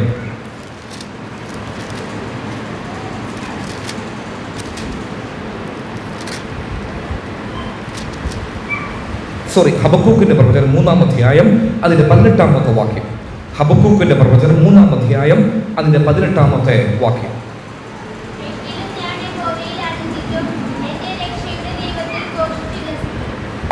എങ്കിലും ഞാൻ യഹോവയിൽ ആനന്ദിക്കും, എന്റെ രക്ഷയുടെ ദൈവത്തിൽ ഘോഷിച്ച് ഉല്ലസിക്കും. അതിന്റെ 17-ാം വാക്യം കൂടെ വായിച്ചാലേ ആ എങ്കിലും എന്നുള്ളതിന്റെ ആശയം മനസ്സിലാകത്തുള്ളൂ. എങ്കിലും എന്ന് പറയുമ്പോൾ 17-ാം വാക്യം, അത്തിവൃക്ഷം എന്ത് ചെയ്യുകയില്ല, തളിർക്കുകയില്ല. 2, മുന്തിരിവള്ളിയിൽ അനുഭവം ഉണ്ടാകുകയില്ല. ഒലിവുമരത്തിന്റെ പ്രയത്നം നിഷ്ഫലമായി പോകും. നിലങ്ങൾ ആഹാരം വിളയിക്കുകയില്ല. ആട്ടിൻകൂട്ടം തൊഴുത്തിൽ നിന്ന് നശിച്ചു പോകും. ഗോശാലകളിൽ കന്നുകാലി ഉണ്ടായിരിക്കുകയില്ല. എത്രയോ കാര്യങ്ങളാണ്. അതായത് ഒരു വ്യക്തിയെ ചുറ്റിപ്പറ്റിയുള്ള എല്ലാ മേഖലകളുമുണ്ട്. അത്തിവൃക്ഷം തളുക്കാതിരിക്കുക, അത് അനുഭവം കൊടുക്കുന്നില്ല. മുന്തിരിവള്ളിയിൽ അനുഭവം ഉണ്ടാകുന്നില്ല. ഒലിവുമരത്തിൽ ആ അനുഭവം ഉണ്ടാകുന്നില്ല. നിലങ്ങൾ ആഹാരം കൊടുക്കുന്നില്ല. ആട്ടിൻകൂട്ടം നശിച്ചു പോകുന്നു. കന്നുകാലികൾ ഗോശാലകൾ ഇല്ലാതായിത്തീരുന്നു. എന്തും എന്റെ ജീവിതത്തിൽ സംഭവിച്ചാലും എങ്കിലും ഞാൻ യഹോവയിൽ ആനന്ദിക്കും. സഹോദരിമാരെ, അബ്രഹാമിന്റെ ജീവിതത്തിൽ തന്റെ കുടുംബത്തിന്റെ 3-ാമത്തെ പ്രത്യേകത ദൈവത്തിന്റെ സമയത്തിന് വേണ്ടി ക്ഷമയോടുകൂടെ കാത്തിരുന്ന ഒരു കുടുംബമാണ്. 2 വിഷയങ്ങൾ. ഒന്ന്, ഒരു തലമുറയോടുള്ള ബന്ധത്തിൽ 25 വർഷം അബ്രഹാം ക്ഷമയോടുകൂടെ കാത്തിരുന്നു. 2, അബ്രഹാമിന്റെ മകൻ ഇസ്ഹാക്കിന്റെ യാഗാർപ്പണത്തോടുള്ള ബന്ധത്തിൽ ആ കഠിനമേറിയ ശോധനയുടെ നടുവിൽ, ആ കഠിനമേറിയ വേദനയുടെ നടുവിൽ, ആരോടും തുറന്നു പോലും പറയുവാൻ സാധ്യമാകാത്ത ആ വേദനയുടെ നടുവിൽ അബ്രഹാം ക്ഷമയോടുകൂടെ കാത്തിരുന്നു. ഒടുവിലത്തെ സെക്കൻഡ് നമ്മുടെ കർത്താവ് അവൻ മുറിക്കുന്നവനാണ്. എന്നാൽ ഒരു കാര്യം കൂടെ പറയട്ടെ, അവൻ മുറിക്കുക മാത്രമല്ല, അവൻ ഇത് അനുഭവിക്കുവാനുള്ള കൃപയും കൂടെ കർത്താവ് തരും. അതാണ് ഈ കർത്താവിന്റെ പ്രത്യേകത. കൊരിന്ത്യർ ലേഖനത്തിൽ നാം പൗലോസിനോടുള്ള ബന്ധത്തിൽ അത് വായിക്കുന്നുണ്ട്. കൊരിന്ത്യർക്ക് എഴുതിയ 1-ാം ലേഖനം 12-ാം അധ്യായം, അതിൻ്റെ കൊരിന്ത്യർക്ക് എഴുതിയ 2-ാം ലേഖനം 12-ാം അധ്യായം, അതിൻ്റെ 8ഉം 9ഉം വാക്യങ്ങൾ, 7ഉം 8ഉം 9ഉം വാക്യങ്ങൾ ഒന്ന് വായിച്ച്. 7ഉം 8ഉം 9ഉം വാക്യങ്ങൾ, 2 കൊരിന്ത്യർ 12-ാം അധ്യായം 7ഉം 8ഉം 9ഉം വാക്യങ്ങൾ.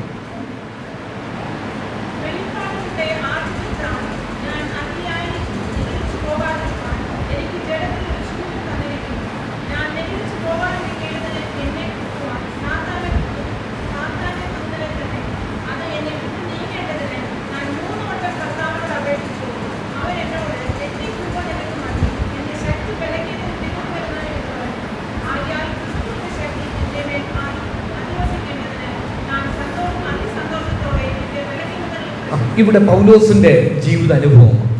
പൗലോസിന്റെ ജീവിതത്തിൽ ദൈവം ഒരു ശൂലം നൽകുകയാണ്. പൗലോസിനെ പോലെ ആത്മീയമായ ഉന്നത തലത്തിൽ നിന്ന ഒരു മനുഷ്യൻ വേറെയില്ല.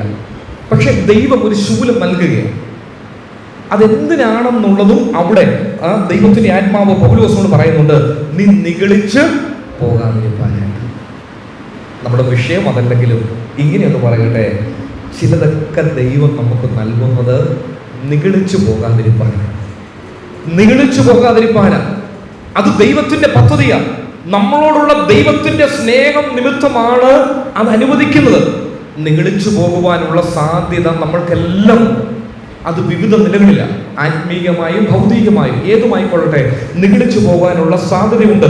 പൗലോസിന് നിഗളിക്കുവാൻ ഒത്തിരി സാധ്യതയുണ്ട്. പക്ഷേ ഒരു ശൂലം സ്വർഗത്തിലെ ദൈവം പൗലോസിന് നൽകിയിരിക്കുന്നു. പൗലോസ് തന്നെ കുറിച്ച് ചിന്തിക്കുന്നതിനേക്കാൾ ഉപരി സ്വർഗത്തിലെ ദൈവം പൗലോസിനെ കുറിച്ച് ചിന്തിക്കുന്നുണ്ട്. ദൈവത്തിനറിയാം ഈ ഒരു ശൂലം ഇവന് നൽകിയില്ലെങ്കിൽ നിഗളിച്ചു. ഒരു പക്ഷേ ഒരു നിഗളത്തിന്റെ വിത്ത് ഉള്ളിൽ വരുമ്പോഴായിരിക്കും ആ ശൂലം പെട്ടെന്ന് എന്ത് ചെയ്യും അങ്ങ് തളർത്തിക്കളയും. ഉടനെ ദൈവത്തിൽ ആശ്രയിക്കും. ആ ശൂലം എന്താണെന്നുള്ളത് നമുക്ക് അറിഞ്ഞുകൂടാ. പക്ഷേ തന്റെ ശരീരത്തിന്മേലുള്ള ഏതോ ഒരു ശൂലമാണ്, തന്നെ വല്ലാതെ അലട്ടുന്ന ഒരു ശാരീരികമായ വിഷയമാണ്. അത് തന്നെ വല്ലാതെ വേദനിപ്പിക്കുന്നുണ്ട്. പൗലോസിന്റെ ഓട്ടത്തിൽ ഈ ശൂലം ഇല്ലായിരുന്നുവെങ്കിൽ നമ്മൾ ഒരു പക്ഷേ ചിന്തിക്കും പൗലോസ് അല്പം കൂടെ കർത്താവിന് വേണ്ടി പ്രയോജനപ്പെടുമെന്ന്. എന്നാൽ ദൈവത്തിന്റെ പദ്ധതിയിൽ നീ എനിക്ക് അല്പം കൂടെ പ്രയോജനപ്പെട്ടില്ല എങ്കിലും നീ നിഗളിച്ചു പോകരുത്. നീ പ്രയോജനപ്പെടുന്നതിൽ നിന്നുകൊണ്ട് നിഗളിച്ചു പോകരുത്. ആ നിഗളിച്ചു പോകാതിരിക്കാൻ വേണ്ടി ദൈവം അനുവദിക്കുന്നതാണ് ഈ ശൂലം എന്നുള്ളത്. അതാ പൗലോസിന് കർത്താവ് നൽകിയത്. ഒരുപക്ഷെ നമുക്കും എനിക്കും നിങ്ങൾക്കുമൊക്കെ ഇങ്ങനെയുള്ള ശൂലങ്ങൾ ഉണ്ട്. ഞാനും പലപ്പോഴും അത് ഓർക്കാറുണ്ട്. ഇത് കർത്താവ് അനുവദിച്ച ഒരു ശൂലമാണ്, നിഗളിച്ചു പോകാതിരിക്കാൻ. സഹോദരിമാരെ, നിങ്ങളുടെയും ജീവിതത്തിൽ അങ്ങനെയുള്ള ചില സാധ്യതകളുണ്ട്. അത് ദൈവം സ്നേഹിക്കുന്നത് കൊണ്ടാണ്. ദൈവം മുടിച്ചു കളയുവാനല്ല, നമ്മെ തകർത്തു കളയുവാനല്ല, നമ്മെ ഇല്ലായ്മയാക്കുവാനല്ല. നാം ചില കാര്യങ്ങൾ കർത്താവിന് വേണ്ടി പ്രയോജനപ്പെടുമ്പോൾ നിഗളം ഉള്ളിൽ ഉണ്ടാകും, നിഗളം ഉള്ളിൽ വരും. ഒരുപക്ഷെ അഹംഭാവം ഉള്ളിൽ വരും, അഹങ്കാരം ഉള്ളിൽ വരും. അത് ദൈവസന്നിധി നമ്മെ അകറ്റുവാനിടയായി തീരും.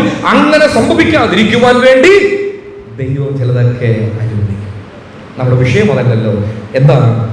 എന്റെ കൃപ നിനക്ക് മതി, എന്റെ കൃപ നിനക്ക് മതി. ശൂലം ദൈവം കർത്താവ് പൗലോസിന് അനുവദിച്ചു. എന്നാൽ അത് അനുഭവിക്കുവാനുള്ള കൃപയും കൂടെ കർത്താവ് കൊടുത്തു. എൻ്റെ സഹോദരിമാരെ, ഒരുപക്ഷെ വിവാഹത്തോടുള്ള ബന്ധത്തിലായിരിക്കാം, ഒരുപക്ഷെ തലമുറയോടുള്ള ബന്ധത്തിലായിരിക്കാം, ഒരുപക്ഷെ ഒരു ഭവനത്തോടുള്ള ബന്ധത്തിലായിരിക്കാം, കുടുംബജീവിതത്തിലെ ചില ഭൗതിക വിഷയങ്ങളുള്ള ബന്ധത്തിലായിരിക്കാം. ഇന്ന് ഈ ഉച്ചയാകുന്ന സമയത്ത് ഇങ്ങനെ പറയട്ടെ, എന്തുമായിക്കൊള്ളട്ടെ ദൈവം അതിൻ്റെതായ സമയത്ത് അത് നൽകും.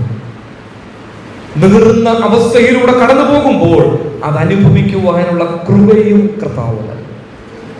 ആ കൃപയുടെ പ്രത്യേകത അവിടെ തന്നെ എഴുതി വെച്ചിട്ടുണ്ട്. എന്റെ ശക്തി, എന്റെ കൃപ നിനക്ക് മതി. എന്റെ ശക്തി എന്താ? ബലഹീനതയിൽ തികഞ്ഞു വരുന്നു എന്ന് പറഞ്ഞു. ബലഹീനതയിൽ തികഞ്ഞു വരുന്ന ദൈവ കൃപ പൗലോസ് അനുഭവിക്കുക. ഒരുപക്ഷെ പൗലോസ് ഇരുന്ന് എത്ര ലേഖനങ്ങളാണ്? 14 ലേഖനങ്ങൾ പൗലോസ് എഴുതി. റോമിലുള്ള വിശുദ്ധന്മാർക്ക് വേണ്ടി ലേഖനം എഴുതുകയാണ്. അങ്ങോട്ട് ആരംഭിച്ചു. അല്പസമയം കഴിഞ്ഞപ്പോൾ ആ ശാരീരിക ശൂലം തന്നെ വല്ലാതെ അലട്ടി. ഉടനെ കർത്താവ് കൃപ എന്ന് നൽകുക, ഉടനെ കർത്താവ് കൃപ നൽകുക. പൗലോസേ, നീ ഭാരപ്പെട്ടു പോകണ്ട, എന്റെ കൃപ നിന്നോട് കൂടെ ഉണ്ട്. അവൻ അതിലൊക്കെ സന്തോഷിക്കുക, അവൻ അതിൽ ബലപ്പെടുക, വീണ്ടും എഴുതുക, വീണ്ടും മിഷനറി യാത്ര ചെയ്യുക, വീണ്ടും കർത്താവിന് വേണ്ടി അധ്വാനിക്കുക. ഒരുപക്ഷെ പ്രസംഗിച്ചു കൊണ്ട് നിൽക്കുമ്പോൾ പെട്ടെന്ന് ആ ശൂലം തന്നെ അലട്ടുക. ഉടനെ കർത്താവിൽ ആശ്രയിക്കുക, കർത്താവ് അത് അനുഭവിക്കുവാനുള്ള കൃപയും പൗലോസ് നൽകുകയാണ്. എൻ്റെ സഹോദരിമാരെ, അതിനുവേണ്ടി എത്ര പ്രാർത്ഥിച്ചാലും അത് മാറുമോ? ചില പ്രാർത്ഥനകൾക്ക് ദൈവം ഉത്തരം നൽകുകയില്ല എന്നുള്ളതിന്റെ ഒരു തെളിവാണ് പൗലോസിന്റെ പ്രാർത്ഥന. നാം വായിക്കുന്നുണ്ട് അതിന്റെ 7-ാം വാക്യം. ആ പൗലോസ് പലവട്ടം ഇതിനു വേണ്ടി പ്രാർത്ഥിച്ചു. പൗലോസ് പലവട്ടം ഞാൻ 3 വട്ടം കർത്താവിനോട് അപേക്ഷിച്ചു. ഈ ശൂലം ഒന്നും നീങ്ങിപ്പോകേണ്ടതിന് പൗലോസ് 3 വട്ടം കർത്താവിനോട് പ്രാർത്ഥിച്ചു. ആ പ്രാർത്ഥനയ്ക്ക് സ്വർഗത്തിലെ ദൈവം ഉത്തരം നൽകുന്നില്ല. കാരണം അത് തന്റെ മരണം വരെ ഉള്ള, തന്റെ മരണം വരെ ഉള്ള. സഹോദരിമാരെ, ദൈവത്തിന് എല്ലാത്തിനും ഒരു സമയമുണ്ട്. നമ്മുടെ സമയമല്ല ദൈവത്തിന്റെ സമയം. എന്നാൽ ഇങ്ങനെ പറയട്ടെ, ചിലതൊക്കെ നമ്മുടെ മരണം വരെ കാണും, ചിലതൊക്കെ നമ്മുടെ മരണം വരെ കാണും, ചിലതൊക്കെ നമ്മുടെ മരണം വരെ കാണും. അതിന്റെ കാരണം എന്തെന്ന് ചോദിച്ചാൽ, കർത്താവ് നമ്മെ സ്നേഹിക്കുന്നു എന്നതിന്റെ അടയാളം. കർത്താവ് നമ്മെ സ്നേഹിക്കുന്നു എന്നതിന്റെ അടയാളമാണ്. നാം നഷ്ടപ്പെട്ടു പോകാതിരിപ്പാൻ, നിഗളിച്ചു പോകാതിരിപ്പാൻ, അഹംഭാവം ഉണ്ടാകാതിരിപ്പാൻ, ദൈവസന്നിധിയിൽ നിന്ന് അകന്നു പോകാതിരിപ്പാൻ കർത്താവ് സ്നേഹിക്കുന്നതിന്റെ പ്രത്യക്ഷമായ അടയാളം. ചിലർ പറയാറുണ്ട്, എൻ്റെ ബ്രദറെ, എന്തെങ്കിലുമൊക്കെ ജീവിതത്തിൽ ഉണ്ടെങ്കിലേ കർത്താവിനോട് ഒത്തിരി അടുക്കുകയുള്ളൂ. യെസ്, അത് വാസ്തവമാണ്, അത് വാസ്തവമാണ്. എന്തെങ്കിലുമൊക്കെ ഉണ്ടെങ്കിലേ കർത്താവിനോട് അടുക്കുകയുള്ളൂ എന്നുള്ളത്. ഇന്ന് ഈ ഉച്ചയാകുന്ന സമയത്ത് സഹോദരിമാരോട് ഇങ്ങനെ പറയട്ടെ, ആരോഗ്യത്തോടെ നാം ഈ കസേരയിൽ ഇരിക്കുന്നത് ഒരുപക്ഷെ ഇങ്ങനെയൊന്നും ചിന്തിക്കുന്നുണ്ടായിരിക്കും, കർത്താവേ, നാളെ ഇതുവരെ വലിയ കഷ്ടതയോ വലിയ ബുദ്ധിമുട്ടോ ഒന്നും അനുഭവിച്ചിട്ടില്ല. എന്നാൽ ഒരു വസ്തുത പറയട്ടെ, നാളെ എന്താണ് സ്വർഗത്തിലെ ദൈവം നമുക്ക് അനുവദിക്കുവാൻ പോകുന്നതെന്ന് നമുക്കാർക്കും അറിഞ്ഞുകൂടാ. ഏത് ജീവിതത്തെയാണ് നാളെ മുറിക്കുവാൻ പോകുന്നതെന്നുള്ളത് നമുക്കറിഞ്ഞുകൂടാ. ഏത് ജീവിതത്തെയാണ് ദൈവം പരീക്ഷിപ്പാൻ ആഗ്രഹിക്കുന്നതെന്ന് നമുക്കറിഞ്ഞുകൂടാ. അതൊക്കെ ദൈവത്തിന്റെ പദ്ധതിയാണ്, നമ്മുടെ പദ്ധതിയിലുള്ളതല്ല. അതെല്ലാം ദൈവത്തിന്റെ പദ്ധതിയിലുള്ള കാര്യങ്ങളാണ്. പക്ഷേ അതെന്തിനു വേണ്ടിയാണ്? ഇങ്ങനെ പറയട്ടെ, ദൈവത്തിന് ഒരു സമയം. അതേത് വിഷയമായിക്കോട്ടെ. അബ്രഹാമിന്റെ കുടുംബം, നമ്മുടെ സമയം തീരുന്നല്ലോ, ഉൽപ്പത്തി പുസ്തകത്തിലേക്ക് നമുക്ക് തിരികെ വന്ന് അവസാനിപ്പിക്കാം. ആ അബ്രഹാമിന്റെ കുടുംബം ദൈവഹിതം പ്രകാരം ക്ഷമയോടുകൂടെ കാത്തിരുന്ന ഒരു കുടുംബമാണ്. ദൈവത്തിന്റെ പദ്ധതിക്ക് വേണ്ടി കാത്തിരുന്ന ഒരു കുടുംബം. യോസേഫിനെ കുറിച്ച് നമുക്കറിയാം. യോസേഫ്, അവൻ ഫലപ്രദമായ ഒരു വൃക്ഷമാണ്. പക്ഷേ എത്ര വർഷം യോസേഫ് അതിനു വേണ്ടി ക്ഷമയോടെ കാത്തിരുന്നു. ഉൽപ്പത്തി പുസ്തകം 37-ാം അധ്യായം സഹോദരിമാരെന്ന് വീട്ടിൽ ചെന്നൊന്ന് വായിച്ചു നോക്കണം. സ്വന്തം സഹോദരങ്ങൾ പകയ്ക്കുന്നു, സ്വന്തം സഹോദരങ്ങൾ അവനെ നിന്ദിക്കുന്നു, സ്വന്തം സഹോദരങ്ങൾ അവനെതിരെ ദുരാലോചന നടത്തുന്നു, സ്വന്തം സഹോദരങ്ങൾ അവനെ ഒരു പൊട്ടക്കിണറ്റിൽ ഇട്ടുകളയുന്നു, സ്വന്തം സഹോദരങ്ങൾ മിദ്യാനെ കച്ചവടക്കാർക്ക് അവനെ വിറ്റുകളയുന്നു. ഇതെല്ലാം ക്ഷമയോടുകൂടെ യോസേഫ് അനുഭവിക്കുന്നതിന് പിൻപിൽ ദൈവത്തിനൊരു പദ്ധതിയുണ്ട്. അവൻ മിസ്രയീമിന്റെ മന്ത്രിയായി തീരും. അവന്റെ സഹോദരങ്ങൾ വന്ന് കണ്ണുനീരോടും വിലാപത്തോടും ആ വിറയലോടും കൂടെ യോസേഫിന്റെ മുൻപിൽ നിൽക്കുന്ന ഒരു സമയമുണ്ട്. പക്ഷെ എത്രയോ വർഷങ്ങൾ അതിനുവേണ്ടി കാത്തിരുന്നു. എത്ര വർഷങ്ങളാണ് അതിനുവേണ്ടി കാത്തിരുന്നത്? എൻ്റെ സഹോദരിമാരെ, ദൈവം ചിലതൊക്കെ അനുവദിക്കുമ്പോൾ ദൈവത്തിന്റെ ആ സമയത്തിന് വേണ്ടി നമുക്ക് ക്ഷമയോടെ കാത്തിരിക്കാം.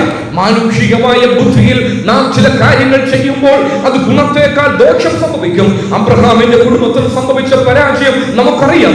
സാറയുടെ വാക്ക് കേട്ട് ഹാഗാറിൽ നിന്ന് ഒരു മകൻ ഇശ്മായേലിനെ ആ കുടുംബത്തിന് നൽകി. അതും ദൈവം അറിയാതെ അല്ലല്ലോ. പക്ഷേ ദൈവത്തോട് ആലോചന ചോദിച്ചില്ല. തലമുറകൾ അനുഭവിച്ചില്ലേ? തലമുറകൾ ഇന്നും അനുഭവിച്ചു കൊണ്ടിരിക്കുകയല്ലേ? അതുകൊണ്ട് ദൈവത്തിന്റെ സമയത്തിന് വേണ്ടി നമുക്ക് ക്ഷമയോടെ കാത്തിരിക്കാം. നമുക്ക് ഇങ്ങനെ പ്രാർത്ഥിക്കാം, കർത്താവേ, ഏതിനും നിനക്കൊരു സമയം. കുറുക്കു വഴികൾ നമുക്കുള്ളതല്ല. ആ ദൈവത്തിന്റെ സമയത്തിന് വേണ്ടി കണ്ണുനീരോടുകൂടെ പ്രാർത്ഥിക്കാം. ഒരുപക്ഷെ പൊട്ടക്കിണറ്റിന്റെ അനുഭവം മിസ്രൈമിന്റെ മന്ത്രിയായി തീർക്കുവാൻ വേണ്ടിയുള്ള ദൈവത്തിന്റെ പദ്ധതിയായിരിക്കും.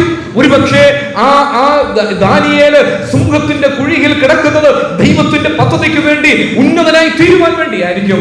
എല്ലാത്തിനും ദൈവത്തിനൊരു സമയമുണ്ട്. അതുകൊണ്ട് സഹോദരിമാരെ, നമുക്ക് ഇങ്ങനെ പ്രാർത്ഥിക്കാം: കർത്താവേ, എന്റെ ജീവിതത്തിൽ എന്ത് സംഭവിച്ചാലും, നീ അനുവദിക്കുന്ന ഏത് സാഹചര്യവുമായി കൊള്ളട്ടെ, അത് സന്തോഷത്തോടെ നമുക്ക് അനുഭവിക്കാം.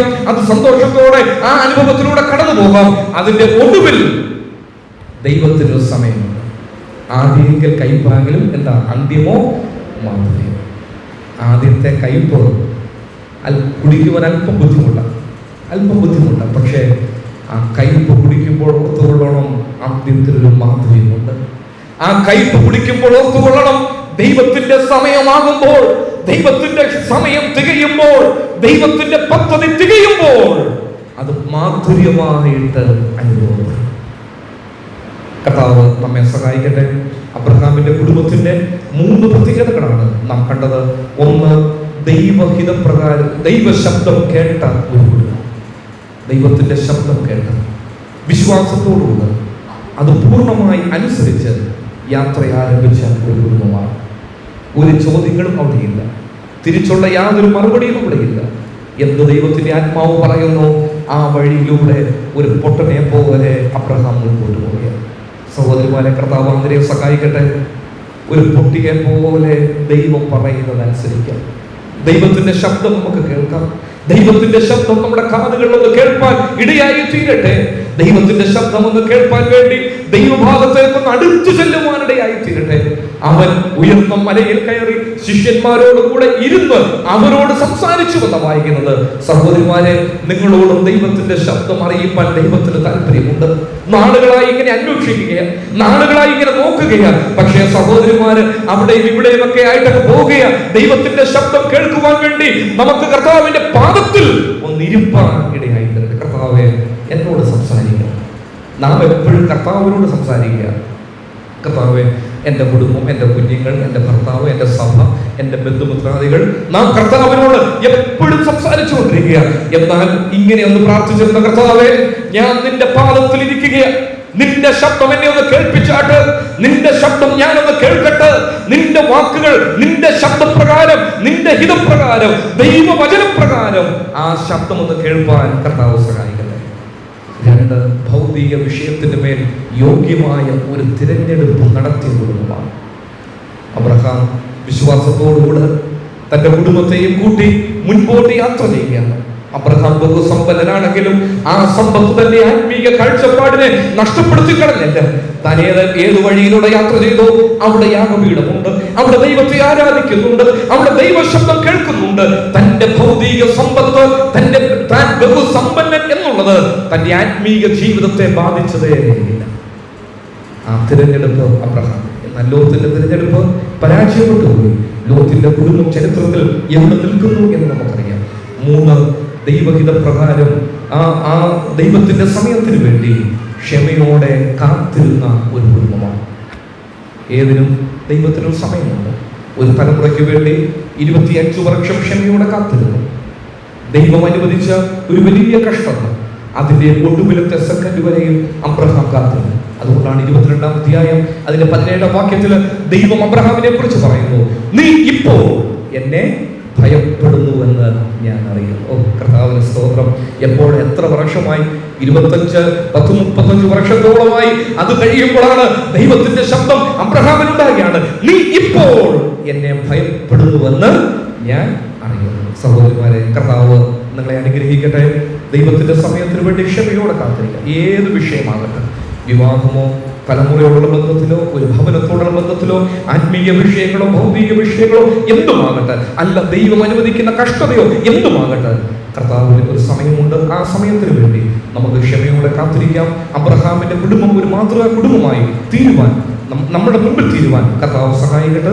നമുക്ക് പ്രാർത്ഥിച്ച് അവസാനിപ്പിക്കാം. മഹത്വമുള്ള ഞങ്ങളുടെ സ്വർഗീയ പിതാവേ, ഇതുവരെ കർത്താവ് ഞങ്ങളോട് സംസാരിച്ചതിനാണ് നന്ദിയോടെ സ്തോത്രം. അബ്രഹാമിന്റെ കുടുംബം ഒരു ഭക്തിയുടെ കുടുംബമാണ്. ദൈവശബ്ദം കേട്ട് യാത്ര ആരംഭിച്ച ഒരു കുടുംബം, ഉചിതമായ ഒരു തിരഞ്ഞെടുപ്പ് നടത്തിയ കുടുംബം, ദൈവത്തിന്റെ സമയത്തിന് വേണ്ടി ക്ഷമയോടെ കാത്തിരുന്ന ഒരു കുടുംബം. വരുന്ന ദിവസങ്ങളിൽ ഞങ്ങളുടെ ഈ കുടുംബങ്ങൾ അങ്ങനെയായി തീരുവാൻ കർത്താവ് സഹായിക്കണം. ഈ ഭൂമിയിൽ ഞങ്ങൾക്കുള്ള കുടുംബങ്ങൾ അത് കർത്താവ് വസിക്കേണ്ട ഭവനമാണ്. കുടുംബം അത് ദൈവത്തിന്റെ സ്ഥാപനമാണ്. വരും ദിവസങ്ങളിൽ ഞങ്ങൾ കുടുംബമായി ദൈവശബ്ദം കേട്ടുകൊണ്ട് ദൈവത്തിന്റെ സമയത്തിന് വേണ്ടി ക്ഷമയോടെ കാത്തിരുന്നുകൊണ്ട് ദൈവഹിത പ്രകാരമുള്ള ഒരു തിരഞ്ഞെടുപ്പ് നടത്തിക്കൊണ്ട് മുൻപോട്ട് പോകുവാൻ കർത്താവ് സഹായിക്കണം. കടന്നു വന്ന എല്ലാ സഹോദരിമാരെയും സ്വർഗ്ഗത്തിലെ ദൈവം അനുഗ്രഹിക്കണം. ഈ ശുശ്രൂഷ കർത്താവ് ഇത്രത്തോളം സഹായിച്ചതിനാണ് സ്തോത്രം. തുടർന്നുള്ള സമയങ്ങളിൽ നടക്കേണ്ടിയ എല്ലാ ശുശ്രൂഷകളെയും കർത്താവ് അനുഗ്രഹിച്ചാണ് മഹത്വം ഞാൻ കർത്താവിന് അർപ്പിക്കുന്നു. പ്രാർത്ഥനയുടെ നന്ദിയോടെ സ്തോത്രം. വേഗം തന്നെ കർത്താവ് രക്ഷിതാവായ യേശു ക്രിസ്തുവിന്റെ അതിമഹത്വനാമത്തിൽ അപേക്ഷിക്കുന്നു. കൃപയോടെ കേൾക്കുമാറാണമേ.